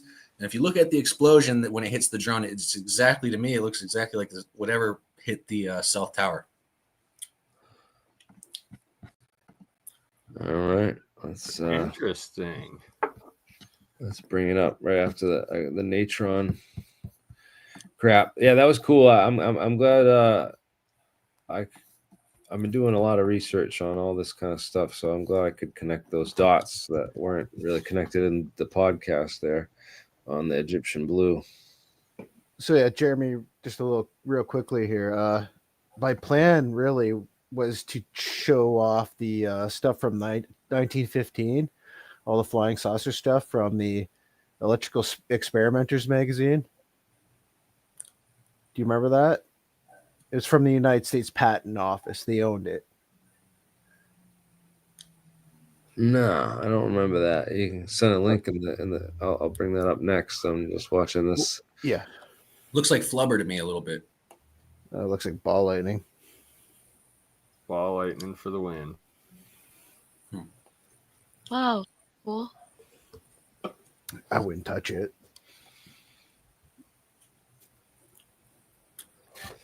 I get vaped. Oh. I wouldn't want to get vaped. Looks like a Hadouken. It wouldn't have mattered to me except that it matched their description of the thing they'd seen. Welcome back, everybody. We've just received new video of the Israeli Air Force strike Peter Ducey mentioned earlier in our show. The Air Force struck down an unmanned aircraft flying over their airspace. Now, officials are saying they are still trying to figure out where the drone came from. The Israeli Defense Force tells Fox News it did not come from Gaza. The drone was not carrying any weapons. It appears to have been for monitoring and intelligence gathering purposes. Right now, that's what we know. But you see the double ejection, like remember when the thing hit the tower and then there's like 2 shell casings or whatever of the thing that came out the other side of the tower, and it matches this perfectly from what I'm seeing. You think this is a fake? Are you saying that it was an Israel drone? No. Whatever their air-to-air missiles are, with maybe a hologram of a plane projected around it or whatever. However they did that. Yeah. I don't know. I don't know how you project a hologram of a plane around a flying plane. You know, that seems like a. Well, if it had a hologram projector on the missile or whatever the thing was, well, what do you think hit the tower? A plane? I think that the planes crossed over Stewart Air Force Base at the same exact time, right? UA 175 and AA 11. Stewart Air Force Base is definitely a key to the whole thing. Stewart Air Force Base is where the Continuity of Government program held their disaster scenario planning think tanks back in the day. I mean, some of them were at Stewart. Others were at Andrews, I think. Andrews? No, were they at Andrews? But Stewart Air Force Base is definitely knows what happened to those planes. Whether they were just taken over with the uninterruptible autopilot by Boeing and just flown by automated augmented GPS, just directed into the towers by remote control, or if there was a drone swap, because that was one thing I entertained for a while. After my debates and the research done by Aidan Monahan, I really have given up on the drone swap hypothesis, but I had originally entertained the whole drone swap hypothesis because of Operation Northwoods, Right. You've heard what Trump said that day, right? In the interview that Trump gave on the day of 9/11, where he said he thinks there must have been explosions that timed precisely for when the plane hit the building to allow it to get inside the building because the steel was so strong, a plane would never make it through. Yeah. I mean, there was aluminum on the outside. The steel was real. The real core of the building was on the inside box columns, and it was a lot of hollow space inside the towers. It was an open structure, but Didn't they find some kind of residue from the molten iron? Like if it's exposed to explosive, it melts in fractals rather than like like a liquid format, something like that. the metallurgy, I mean, is definitely interesting for the collapse. That's what convinced me that it was thermite was the appendix C there. So that's my 2 cents. Have a good night. Yeah, thanks, man. The appendix C of the FEMA report. I think this is it. Is this FEMA appendix C? No, that's not it. The thing here, the drone shooting down the plane or whatever.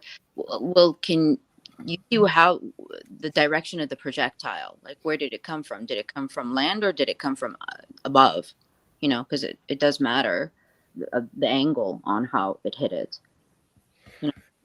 Yeah, I don't know about all that. It's just the planes. If you get into a UA 175 for the last 12 seconds, it was filmed from all these different angles. The plane makes a single corrective maneuver before crashing into the towers. So if you were flying that with a human pilot, you'd be like correcting it every other second, like trying to fly it. If it was computer controlled, you'd see exactly flown the way it was flown. I think the people involved in all this need to be brought to justice and held accountable. I've been calling them out for decades with the videos and the playlists that I have on here and on 9/11. I think every year I do an anniversary video. Yeah. The map. I have this graphic that I put together with all the who I believe are the suspects that should have been arrested and investigated and put under surveillance for the crimes of 9/11. And the main ones are like guys like Paul Bremer, missed work morning of 9/11, worked in the impact zone of the tower, went on to become the Iraq War occupation governor. Deep ties to the Bush administration. I talk about Dick Cheney and Donald Rumsfeld as two of the key players. Both of them worked for the Continuity of Government program think tanks that would have been the ones that planned 9/11.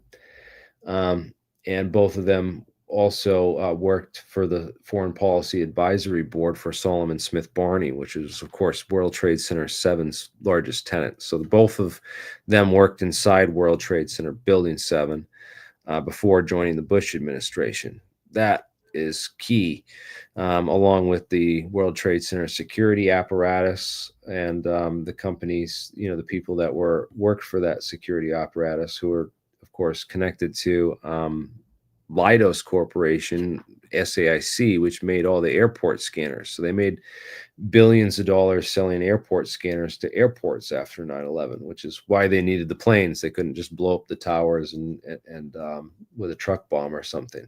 They had to fly the planes into it, because the planes that were hijacked with box cutters getting onto the planes, so that we had to keep everyone safe from box cutters at the airports. So suddenly all the airports needed these high-tech scanners that these companies like SAIC were busy developing for the 10 years prior with the terahertz wave technology that they had been building and working on, trying to find a market for it and figure out how to sell it to the American people. And they got their ways.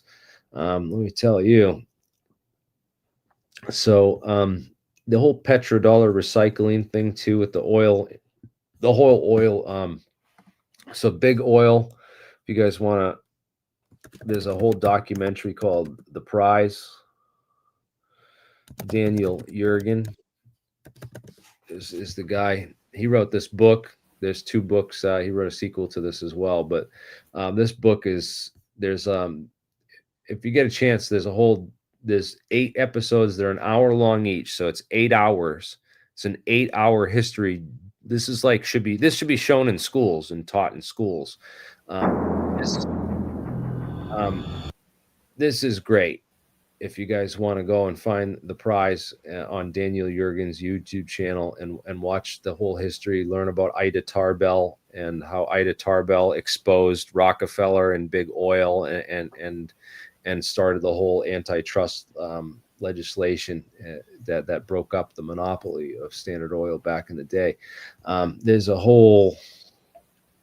It's a fascinating story, man. She was like the whistleblower of her day, man, taking on like the biggest and most powerful people in the world, and tells her whole story about there's such a crazy history there, what happened with the Rockefellers and how they took control of the country. But yeah, it's important to understand that history and everything that happened. There's a lot to it, a lot that goes on, and just seeing how cutthroat the oil companies are at what they've done to end up where we are today. Like I think D. Harold Byrd was probably the most notorious oil man of recent history. Of course, he's the guy that killed JFK, no doubt. LBJ's good friend. Also owned the Civil Air Patrol, where Oswald got his start in the military. It was a known CIA recruiting ground in the Civil Air Patrol. So Oswald gets his start with Harold Byrd's company. After some time, winds up back in Texas, with living under the roof of Harold Byrd's good friend, Ruth Payne. And Ruth Payne, still alive, by the way, 92 years old, the last surviving co-conspirator in the JFK assassination, and probably. So as soon as she dies, maybe that's when Trump will be allowed to He'll release. be allowed. JFK. I think he should just arrest her right now. I think 92 years old or not, man. I think they should just go and arrest her. No, the little old lady. We should go help her out. This little old lady, man, she's CIA, dude. She's the one that testified. Hers the main testimony for the Warren Commission's false report, and she was like good friends with Harold Byrd, and the Oswalds gave the Oswalds a home and a place to live, and said, hey, you should have told Lee that he should apply for a job at the Texas School Book Depository. And of course, Lee gets the job with a really good pay and a really decent job there at the Texas School Book Depository building, where they later claimed he shot the president from. There's all a patsy, man. It was all a setup. The whole thing was organized by a deep state, which exists above the president. This guy was good friends with LBJ. So was this whole crew that operated around Oswald and brought it to the forefront. And then also we come to find out that Oswald and D. Harold Byrd, the big oil men. All right, they used to call him Dry Hole Byrd because D.H. Byrd, they used to call it Dry Hole, and he was really mad at Kennedy because of this oil depletion allowance thing, which this oil depletion allowance, basically the government paid these oil companies back millions of dollars if they didn't find oil, so they could just drill and drill wherever they wanted. They could drill endlessly and they'd get paid back for all of it until they found oil. It was like this scam called the oil depletion allowance. You can look this up. And Kennedy was going to do away with it. So not only was he going to do away with the CIA, do away with this, didn't have the air support for the Bay of Pigs operation, aka Operation Zapata, based off of Zapata Offshore, the oil drilling company run by George H.W. Bush at the time, who was very definitely a covert CIA asset in the Bay of Pigs and invasion and all that stuff, and definitely had ties to Dallas and Texas. He was in Fort Worth, Texas, at the Kiwanis Club giving a speech during the assassination, and then flew out of there in a private plane, which some say Mr. Zeppo's plane there on was actually flew the Alpha 66 hit squad out of Dallas. So they brought in this Cuban exiles, military exiles who have been trained to assassinate Fidel Castro, and they brought that group into Dallas to kill the president that day. And they were flown out on Mr. Zeppo's plane. And Barbara Bush writes about the hair-raising day in her book, in her memoirs, and she mentions this Zeppo character. Anyone's ever heard of him? But apparently, that's where George H.W. Bush was. He was flying in this private plane out of the area. And also, he was meeting with a guy named Al Ulmer. And Al Ulmer was an American intelligence officer who specialized in coup d'etats and overthrows in government stuff, which is really interesting for him to be that guy on the exact day. There's a whole bunch of weird intelligence connections to the JFK assassination. This was the old deep state that took over our president back in the 60s. They're, of course, deeply connected with private aerospace companies because, as D. Harold Byrd owned Ling Temco boat, right? So LTV was this company that made flying saucers for Wright-Patterson Air Force Base during the 1940s. You can look up the boat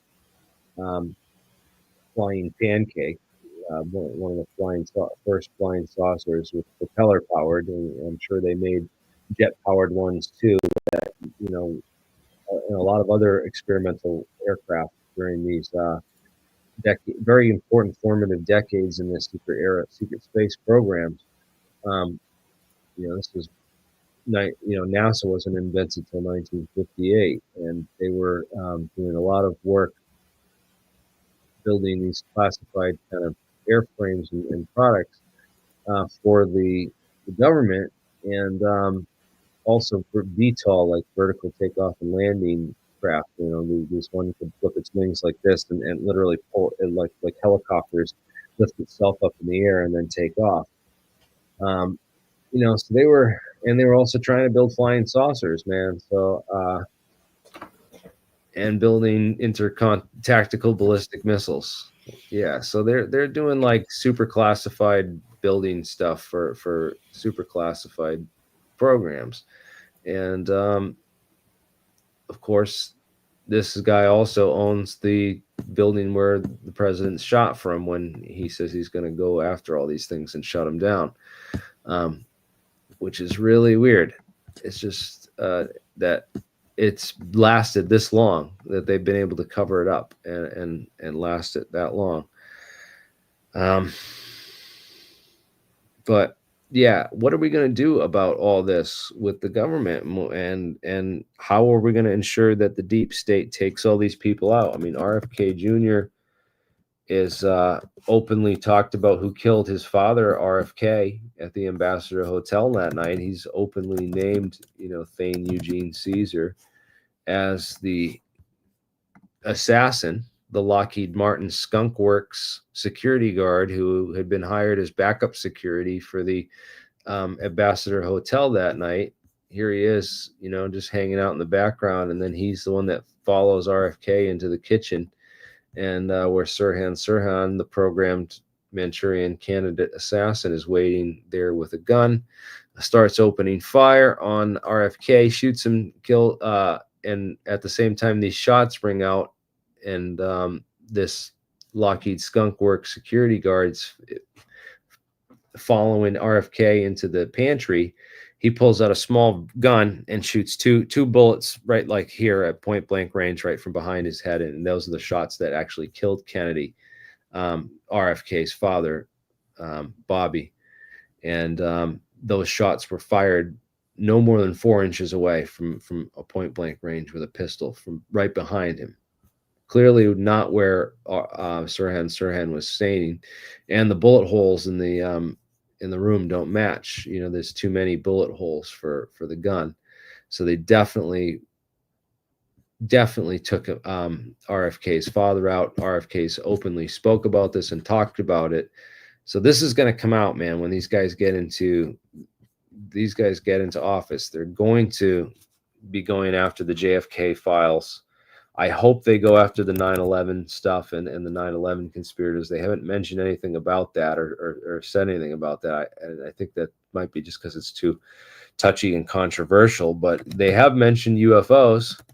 Trump has, been the only president to really, address the issue and say that he's going to, take it seriously and look into it, other than, Jimmy Carter said he would. But then once he got into office, he called in the CIA director, who was at the time George H.W. Bush. And George H.W. Bush told him, like, hell no, hell to the no, which is another wild thing, man, because in 1976, when Jimmy Carter gets elected, is a wild year, especially with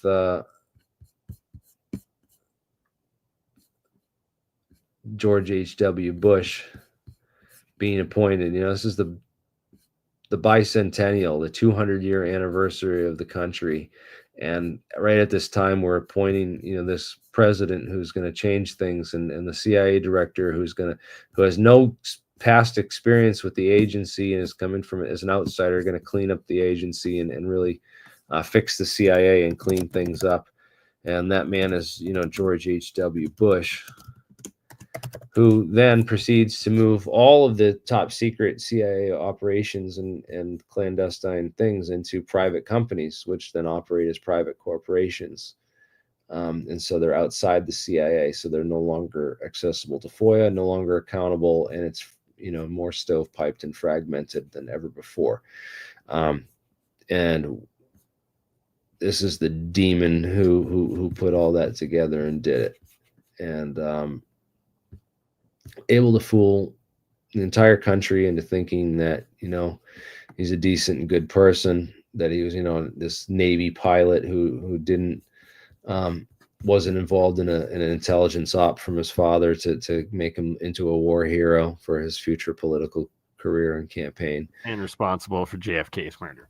And very, very responsible. Also, George H.W. Bush knew another one of Oswald's friends, George de Mohrenschildt, and George de Mohrenschildt was, friends with Ruth Paine and all the whole crew, and had Bush's name in his notebooks. He's an oil geologist, and wrote to Bush during the 9/11, during these hearings, the House Select Committee on Assassination hearings. He wrote to him begging for help. He said, look, I want, and then he winds up friggin' dead in his hotel room, 2 shots in the back of the head, suicide type deal. And right before he can testify, he was set to go and testify and tell the Warren Commission what he knew, and they killed him before he could. There's a bunch of witnesses that just died mysteriously right before that they could all spill the beans on the whole Warren Commission thing, man. And it's just It's insane because they destroyed our history. They robbed us of our history. They've covered it up. There is a deep state. They've existed untouched, since the JFK assassination. They deal drugs in this country with this, CIA narcotics trafficking. One of the presidents, super involved with all that CIA coke coming into the country, was mentioned in numerous CIA agents' books, like Compromised by Terry Reid and others. Testified, Barry Seal and all these people, were running the cocaine for Pablo Escobar, and they were flying it directly over the Louisiana swamp, dumping it with GPS trackers in the Louisiana swamp for swampers to go out in swamp boats and go pick up the coke and the packages they were dropping from the planes. And they would land the planes in Mena, Arkansas. Mena, Arkansas was Bill Clinton's state at the time. So how do you think Bill Clinton, this no-name governor from the state of Arkansas, got to be president of the United States? Well, he's another Kamala Harris, another CIA puppet, candidate that they're just going to, fake and create a whole image around and put in the presidency. They thought they could do it with Kamala. Convinced a lot of people that they were doing it. Look at all that cocaine. And that's nothing compared to what the CIA is bringing in.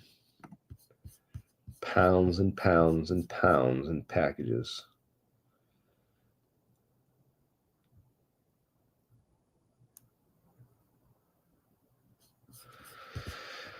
Well, yeah, the drugs are us, man. That's the CIA, and they shut down the 60s, man. They shut down the hippie movement and all the protesters with the hard drugs and all that stuff. And then it's terrible what they did with the Charles Manson murders, man, because it turns out that Charles Manson, didn't hypnotize those people to commit the Tate murders, Bianca murders themselves, right? He was trained. No, Charles Manson had help and training. Who was giving him the LSD and the training in the 60s on how to brainwash people into committing murders?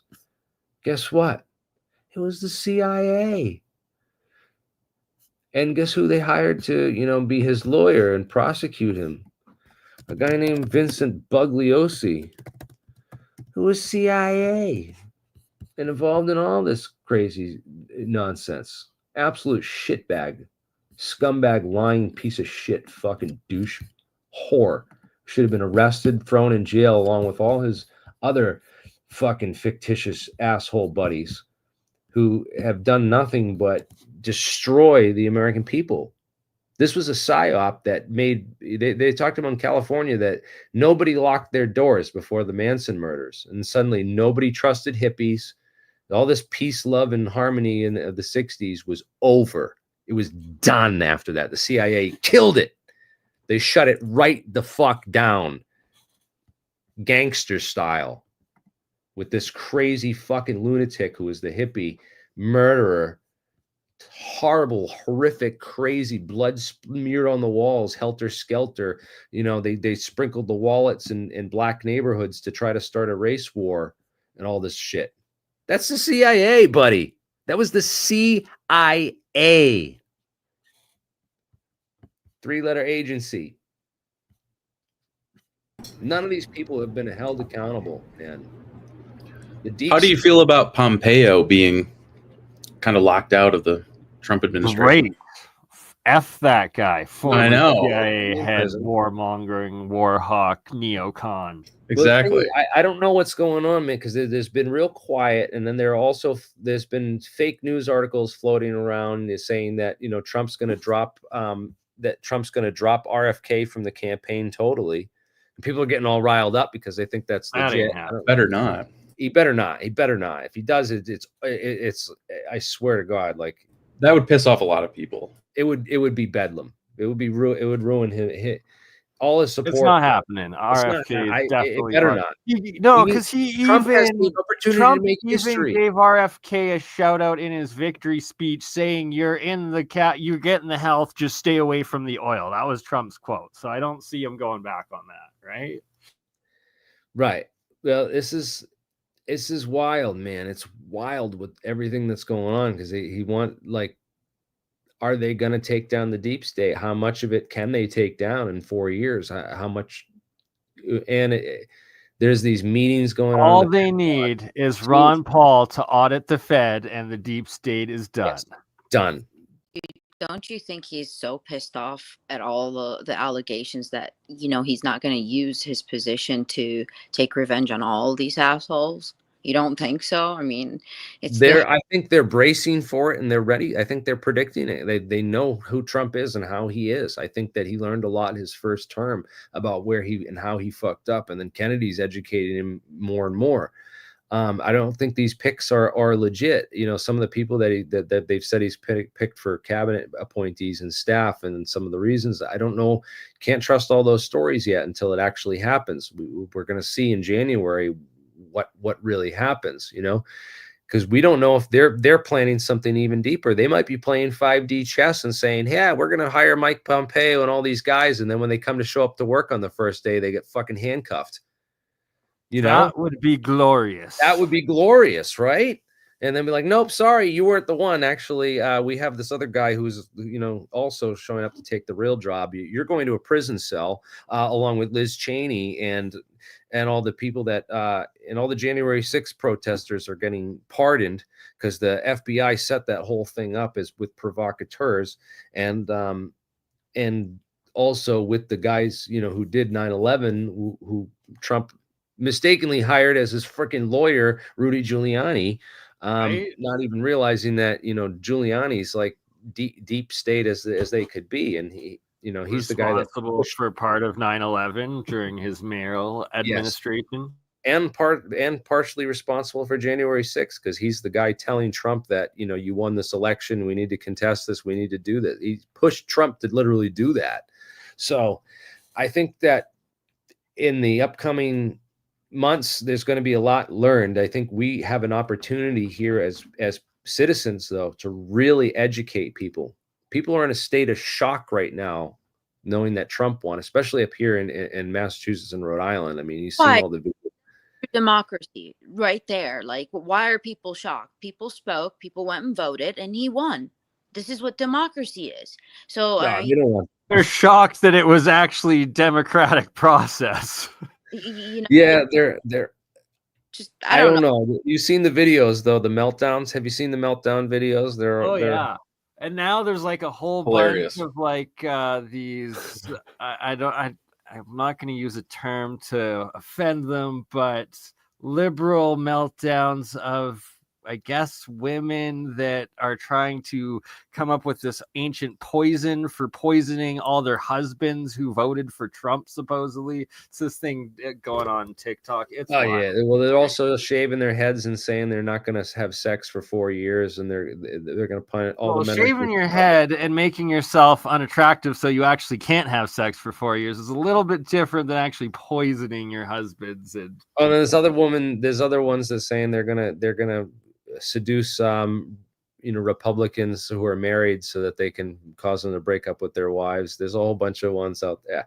It's crazy what's going on out there, but you know, I haven't heard anyone, you know, I think that the best way as a people we could come together and totally shut the system down is if everyone shut the courts down. We've occupied the streets, we've occupied, you know, the art galleries and sprayed things on paints before. But if you shut down all the courthouses and said, listen, if you're not going to serve justice for Fauci and all these elites that deserve to go to prison, then you're not going to serve justice for anyone. We're ungovernable now because you've proven yourselves unfit to govern. And if you can't, if you can't govern, then we're not gonna. That would be the ultimate shutdown for the government, is if everyone shut down the courts and said, no, there's no justice at all until there's justice for you people. You can't have justice for us if you're not having justice for you as well. And I agree. I mean, with more power comes more responsibility and more accountability. That's how it should be. Absolutely. Absolutely. And the fact that we have these courts that are governing us, and they're a big part of our your whole local government is the courthouse, the judicial branch. That's the base of the pyramid. If you topple the base of the pyramid, the top has nothing to stand on.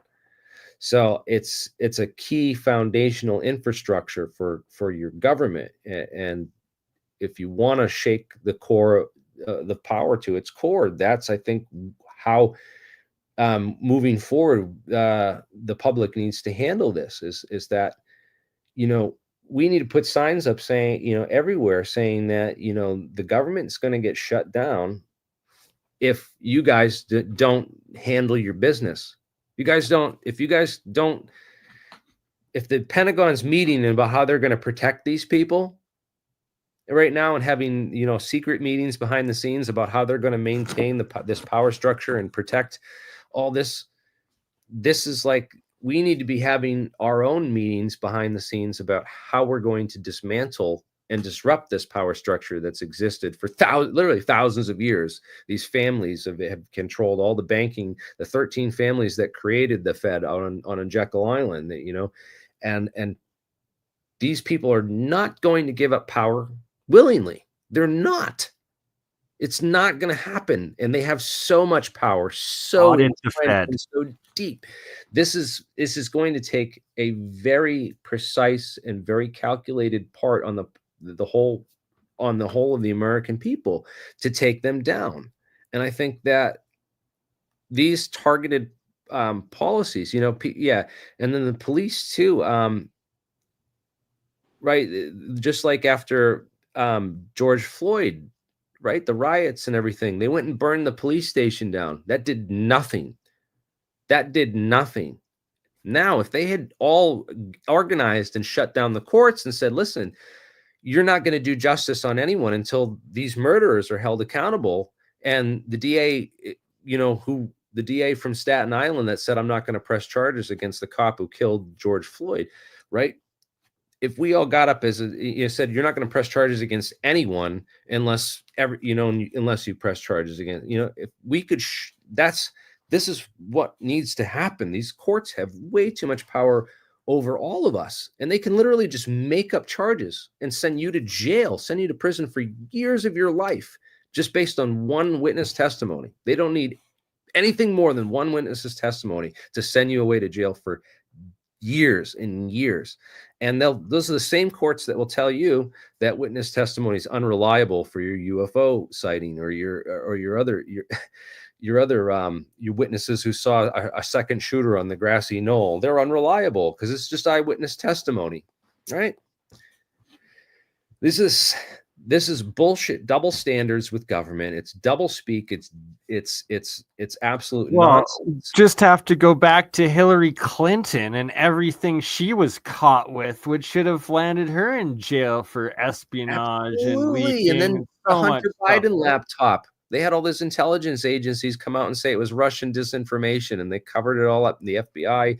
Oh, we don't, it's this level of corruption that can happen at the top, and the things that the Hunter Bidens out there are allowed to get away with, right? You smoke crack with a bunch of hookers in a hotel room and filmed yourself doing it. Right? Like, legitimately, that's what was on the laptop. I watched that shit. I'm scarred for life for seeing. Oh, I'm not even gonna say it because they'll probably get to this freaking stream. Yeah, Taken no, down that was for what just I saw on that performance laptop. art. That was performance art before his actual painting. I have on how you could we could take control, but I don't know if I'm going to get in trouble, for saying Say it. No, this is not your idea. I mean, this is this is a think tank for also about control of a government. You take its money, you cripple it. Yeah, the banks and also the audit the Fed. So, I in Fight Club, remember in Fight Club, the end of Fight Club, they blew up all the credit card companies and all the towers that housed all the files for the credit card debt. So they wiped the credit card debt for the entire nation, and all of a sudden it was just like, we don't have control over people anymore. Yeah, you control of the money of the country, you take control of the country. That's the truth, and not Yes. for the younger generation. It's the control of data.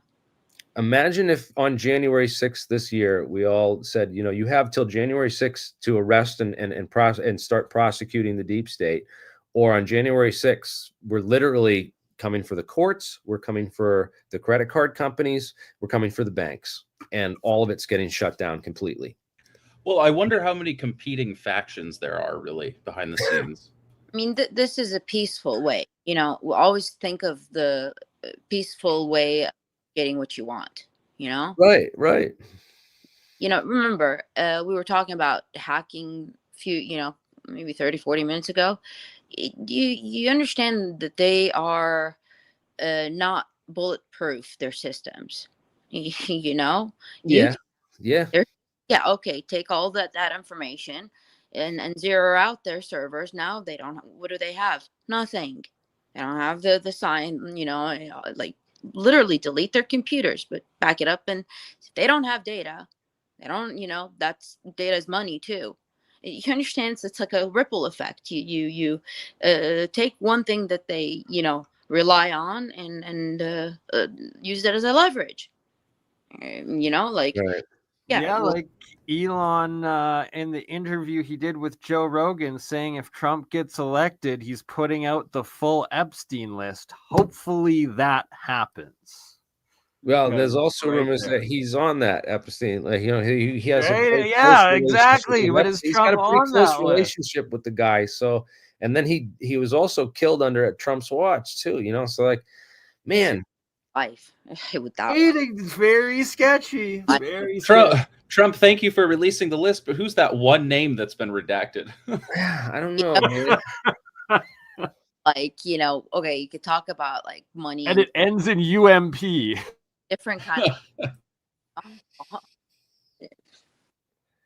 Yeah, I don't know, man. It has me it has really, really conflicted over all this, man, because it's like at one time, because it's part of me. I've had this debate with a friend of mine who's in the intelligence. The guy, I brought him on a couple times, and he said that Trump kicked Epstein out of Mar-a-Lago once he realized what he like the full extent of what he was up to, that he didn't do this. But it's like, come on, Trump is like, he's had all these affairs, and to think that he wouldn't fuck around, and then his whole thing with the pageants, walking in on the Miss Teen Beauty Queen and all that, whatever the And there's pictures of his current wife sitting on his lap as like a young child and stuff, of where it's like, was he actually grooming her? Like, I don't know. It's very questionable and sketchy. It's questionable, man. So it's like, is he compromised and part of the deep state? Then why is he, is this a limited hangout, kind of like that they're going to pretend like Trump's going to take down the deep state, but because you're either taking down the deep state or you're not, man. There's no like faking this. There's no pretending. And this is like your second time around. And this is it, man. This is his chance to like literally make history. But I almost wonder, he would be enshrined on Mount Rushmore if he took out the deep state. If he took him out and like he was the guy that like he would be like, it would be talked about, and historians would go back and be talking about this time in history for the next 1,000 years, man. That'd be amazing. I wonder if it's like factions of military intelligence competing against factions of the CIA and the banking cartels. I wonder if it's kind of a mix of these different groups going against each other. Yeah. I would say to a certain extent it is that, because you have like the neocons and sometimes they work together though. It's like, yeah, it's an interesting dynamic, man. That's for sure. And then, was Trump ever hanging out with P. Diddy or only Kanye? Because if it's only Kanye, then, maybe we'll give him the benefit of the doubt. But if he was at a P. Diddy freak off, well, that says it all, right? Yeah, man. No, I don't think he's LeBron James. But you hear stories, and these are people like Ashton Kutcher. Ashton Kutcher, the guy that was supposedly saving children for all this time, and then is like best friends with P. Diddy. Okay. That was all of the oil at the P Diddy party is from Trump steaks. It's the oil from the steaks. And then what if they're trying to just pin all this on Trump and this is all, because they said that Hunter Biden laptop was Russian disinformation. What if this is all, deep state disinformation? True, right? So there's a lot of weird takes on this. I don't know. I'm really having a hard time. So how we will actually know is if there's another attempt on Trump's life before he gets into office or as soon as he's in office, because then, they're actually trying to kill him. Who do you think is close to the death deep like they've state had. actually? Like what secret society do you think it is? Skull and Bones, because they kill people and they're a bunch of boners. I don't know. I thought it was That's a like Yale senior. I thought it was maybe that Mark Twain place where they have that giant owl. I thought it was them. I think it's mostly Bohemian financial. Grove? Bohemian Grove. Yeah, them. I thought it was them. It's I think it's an ancient line of like the Crusaders. It has got to be something really, really old. Can't be something that's like invented in modern day. There has to be like a guardianship of some philosophy, passed down.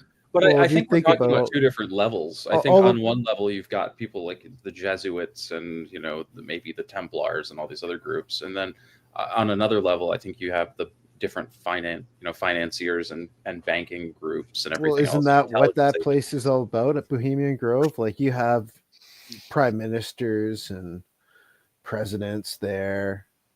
Also military people. I mean, this is where Leslie Groves announced the plan for the Manhattan Project. I mean, this is where they launched it. Was at Bohemian Grove. So it's there's It makes me wonder if they have a navy. And they're being the way they are, they'd be self-funding. Dude, they probably have military all over this, planet. At any time, they, press that button and they gather their troops.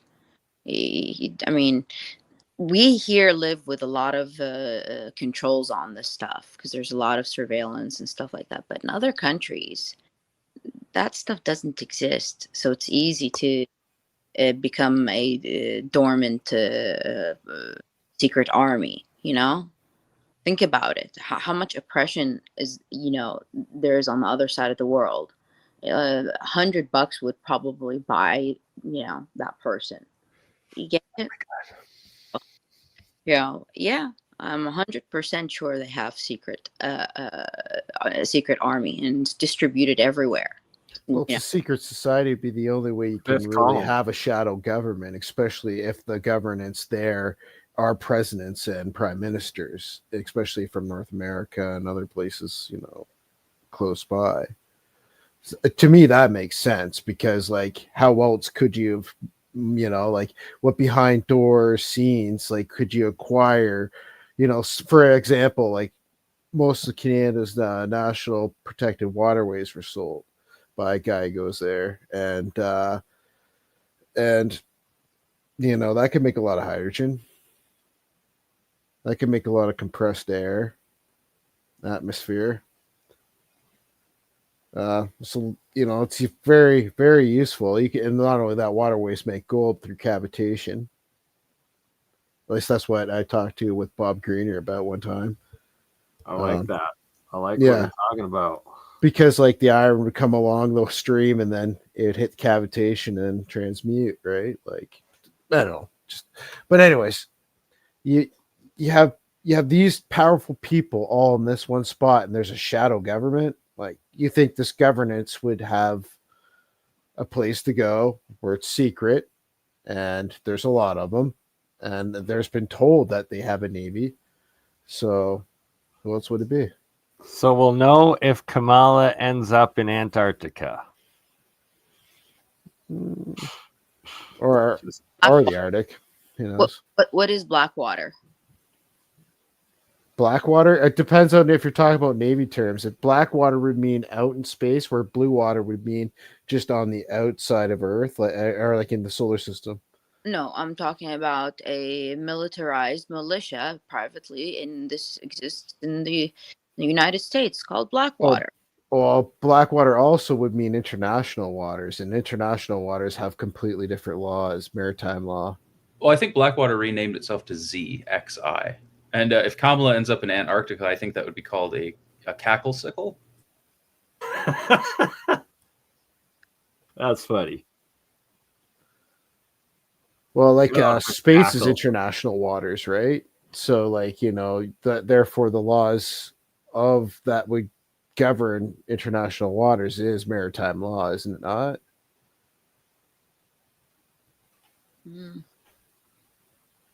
I don't know. It's just I it's think food you're for right, that thought sounds because familiar. like, you know, you there's dictations on technologies and locations, yet like you can make them there and then take them to international waters and build something. So like, and make things that you could do things there where you would not be allowed to do. Like, I mean, like a scientific experimentation. Well, there's yes, and many other things, right? Depending on what contract law you sign, allowing them to govern you. Well, it's international water. That's the idea. Nobody. Yeah. Well, no. International waters would mean that it would be contract law and maritime law. Sorry. To whom? And sometimes your governance will dictate what your status is. But again, it's international water. The whole idea that it's, you know, open. There's no governing. It's international water. Yeah, you could do. They claim you could do whatever you want, which is kind of scary to thought. But so there's no commission. There's nowhere that you, like, fill out an application. well, if you're going to break the laws, especially when you're a big acronym organization, I guess you could. You're in international waters. What kind of, you know? So that picture of Trump there, it looks more like he's the leader of the Illuminati in that image. And I was thinking the same thing. But Yeah, I'll just step out of here for a Yeah, minute. I had asked it to make Trump like draining the swamp, and every time it puts Trump in the swamp, or it puts like, yeah, it's really weird. He's always in the swamp with the swamp creatures. Like and even though I tried to prompt it to like make Trump out of the swamp with pointing towards the swamp, no, it would have Trump in the swamp. the AI won't let Trump be above the swamp. Yeah. It won't. Let Trump be on top of the White House, turning a tap, draining the swamp. Yeah, I don't know. Maybe I'll try it, but dude, I'm telling you, try to get Grok to do it. Either Grok knows something we don't. Well, you know, something odd. MAGA, of course, means magician, and that, you know, Hillary called him the Pied Piper at one point in the WikiLeaks email. So, you know, in the tarot card, the magician is holding a wand, and a flute is kind of like a wand. So, who knows? Those are the swamp creatures. That's probably how many of them there actually are. The CIA, the government, the courts, everything else. Man, this like no, that's not enough. It's not enough. Right? Like if Eric Prince becomes a part of the Trump administration, that's very suspect as well. The owner of what was previously called Blackwater. I just try to think like if 1,000 of us, you know, sacrificed our lives, could we just take them out one at a time and do it? Like, I don't know if we I wonder that too, but do you want to be the first? I know. No, because they probably wouldn't. Nobody would follow you, and I'd be like, "Damn it!" Come on, guys, let's go. Come on. Led come the on, charge come on. for nothing. Well, so it looks like Blackwater has renamed itself several times. It was renamed ZXE Services in 2009, renamed to Academy in 2011, and now it's Constellus Holdings. So, I don't know. Yeah, sounds like someone trying to avoid legalities. Yeah. You were talking earlier about this company that is a holding company. What do those do? They just freeze people's applications? I didn't understand what that department did, or a patent holding company. What do they do?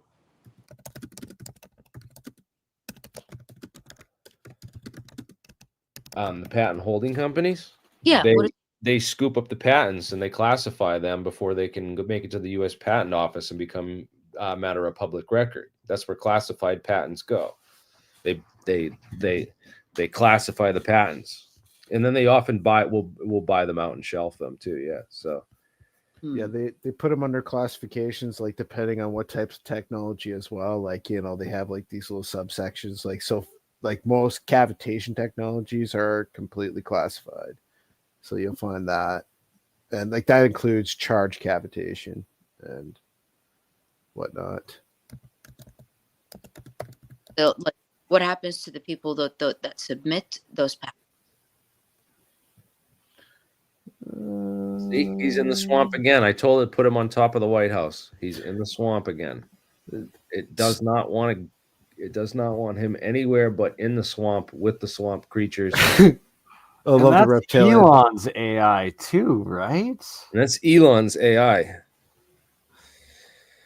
So I don't know, man. You guys can try it yourselves, dude. Just no matter what you tell it to do, it puts Trump in that damn swamp. Can you tell it to use the Skeksis from Dark Crystal as a reference for the swamp creatures?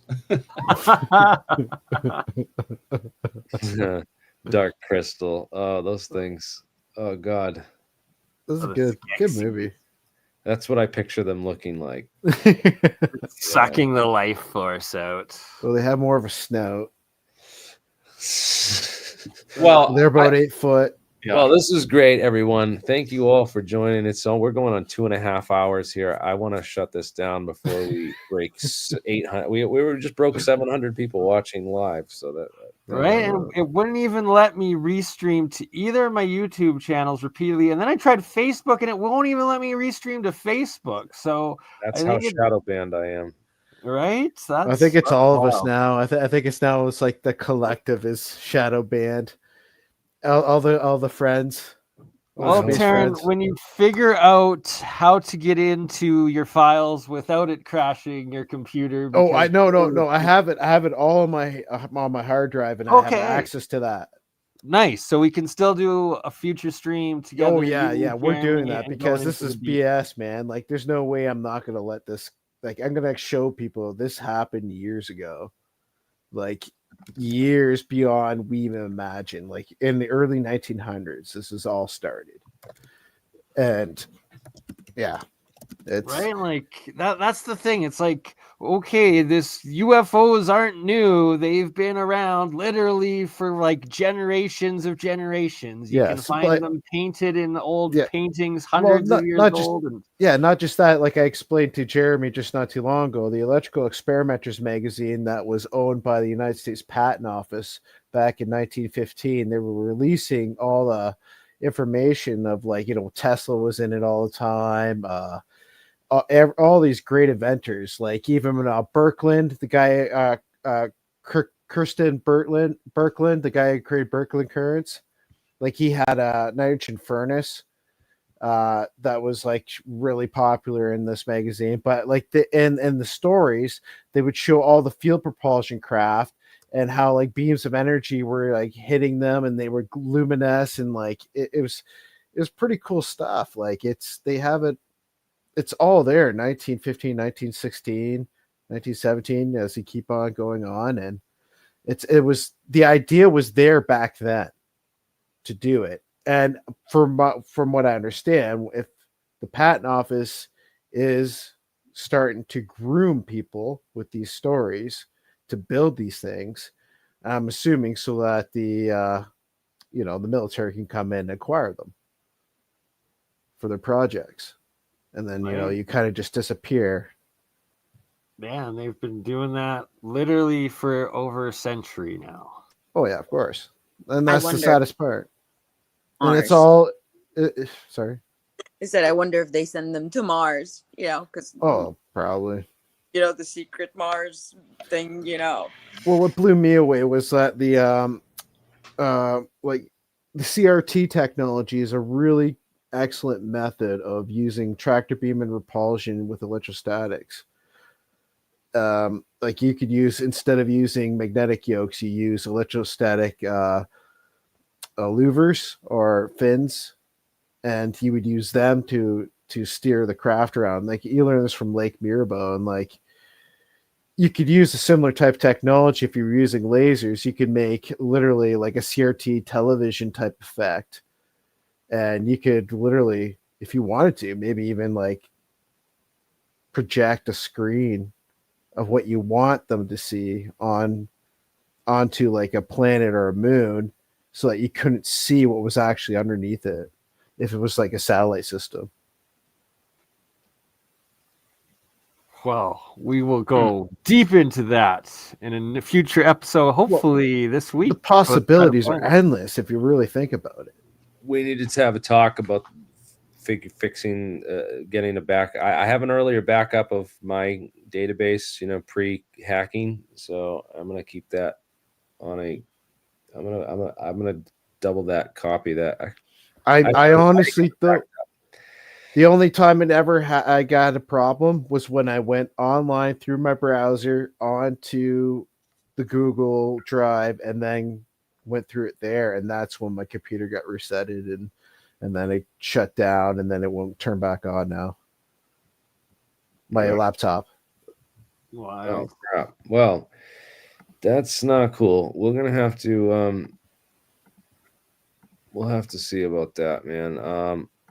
And if not, I'll figure it out, man. We'll talk about it. We'll get it back up as soon as I want to make a version that's available for like everyone, man. It's just yeah, well, I seriously, like, I have to have like a group of people there so that we can sift through what's copyright and what's not, and then we can just throw it up for everyone.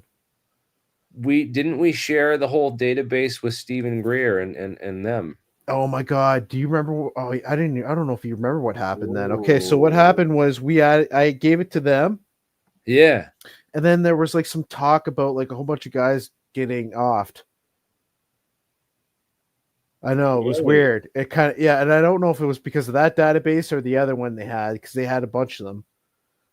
But well, like this is all engineering. That's all I'm doing on this. It's like engineering white papers and videos, and that's like like that's the meat and potatoes. That's like, and it's even like I'm showing you from back in 1915. This was thought to be engineered, and if the United States Patent Office is making this magazine with all these stories about going to Mars and there's flying saucers all in them, and they obviously knew about flying saucers then, so they obviously knew about field propulsion then. So what's really going on and what really happened back then that's been kept from us? Because they're obviously controlling the printing presses, they're controlling, information being put out. But sometimes there's ways. Oh, you're muted. It's a good point. Even if Greer is not CIA himself, he's definitely hacked by CIA, and they're definitely like on him, like flies on shit. Why do them always trying to shoot down the UFOs though? I'm assuming there's other countries. I honestly think everyone just took and ran with the aliens. They're like, no one's gonna ever figure it out, and we're good at that's trying to shoot the UFOs down. Well, but the real then they wouldn't be shooting them down. The real secrets is like manufacturing in space, right? The weightlessness of space. There's a lot you could do there. Like I don't know if you ever heard of David Adair. He explains a lot of great things. I was just about to say, like David Adair. Yeah, like electrophoretic processors, freeform casting molten metals in the weightlessness of space in a standing sound wave with coupling vibrato waves with a 6-dimensional array. Like there's so many fascinating things, and like I have the patents for all this type of stuff from the 60s and all that, so like you can go through them and understand exactly what can be possible. Yeah. Yep. Hell yeah. I remember hearing about a whole bunch of that stuff and talking about it back in the day, dude. This is the future, man. I definitely think there's more going on and people need to wake up to it, man. I don't know how to wake more people up. Well, the hospitals in space literally could age regress. They could literally heal every single element you could possibly imagine of. Because all you have to do is put someone in a container and turn it into a giant electrophoretic processor, and all of a sudden every cell in the body is going to line up like Pac-Man, and you can organize it the way you want to. All you have to do is add maybe a couple of incisions, and you could just excrete what you want and store it inside a container because you're in this giant standing sound wave. And like literally, you could easily do every single thing you possibly imagine. None of that, hormones grow 60 times bigger in the weightlessness of space. So therefore, you could have white blood cells that could take on any form of whatever in the weightlessness of space. You could probably separate any type of carcinogenic that's inside someone's body if you just ran but I mean, you have to do this safely. Clean you out, take your cancer out, get your lungs cleaned out too, all that stuff, man. Yeah, they said they could 3D print body parts without scaffolding in the weightlessness of space using your own DNA. Stem cells, yeah. That'd be pretty nuts. Well, that's of course for the elites who can afford it, and not for me and you. Well, that's the thing. Like, if we did get out there, anyone could do it. That's why it's kept secret. Stem cells? No. Well, I like to believe that there are good actors and that there are good groups, and maybe Luis Elizondo is just playing a role, but I do want to believe. I would be inclined to think that military intelligence is more likely to be on the good side of things, but I don't know about. I gotta call it a night, guys. I don't know. You're welcome to. I don't know if it's. I'm gonna end it here. I think because I gotta work tomorrow. Yeah, I gotta go finish that bathroom I showed you at the beginning of the stream tomorrow. So yeah, you do. I haven't taken a shower either. I don't have one until tomorrow. So yeah, I'm gonna go to sleep and on the couch because I don't want to get the bed dirty. Well, on that note, thank you for having me on. Thank you for the discussion. Hopefully Trump is able to drain the swamp, and hopefully StreamYard and YouTube let me stream, and I'm going to try to figure that out after this. Yeah, you feel free to cut it up and post some pieces of it, just not the parts of me saying about what we need to do. What of course, what people could nothing to get you canceled. Absolutely. Do. All right. Yeah. Okay. Have a good night. Later, guys.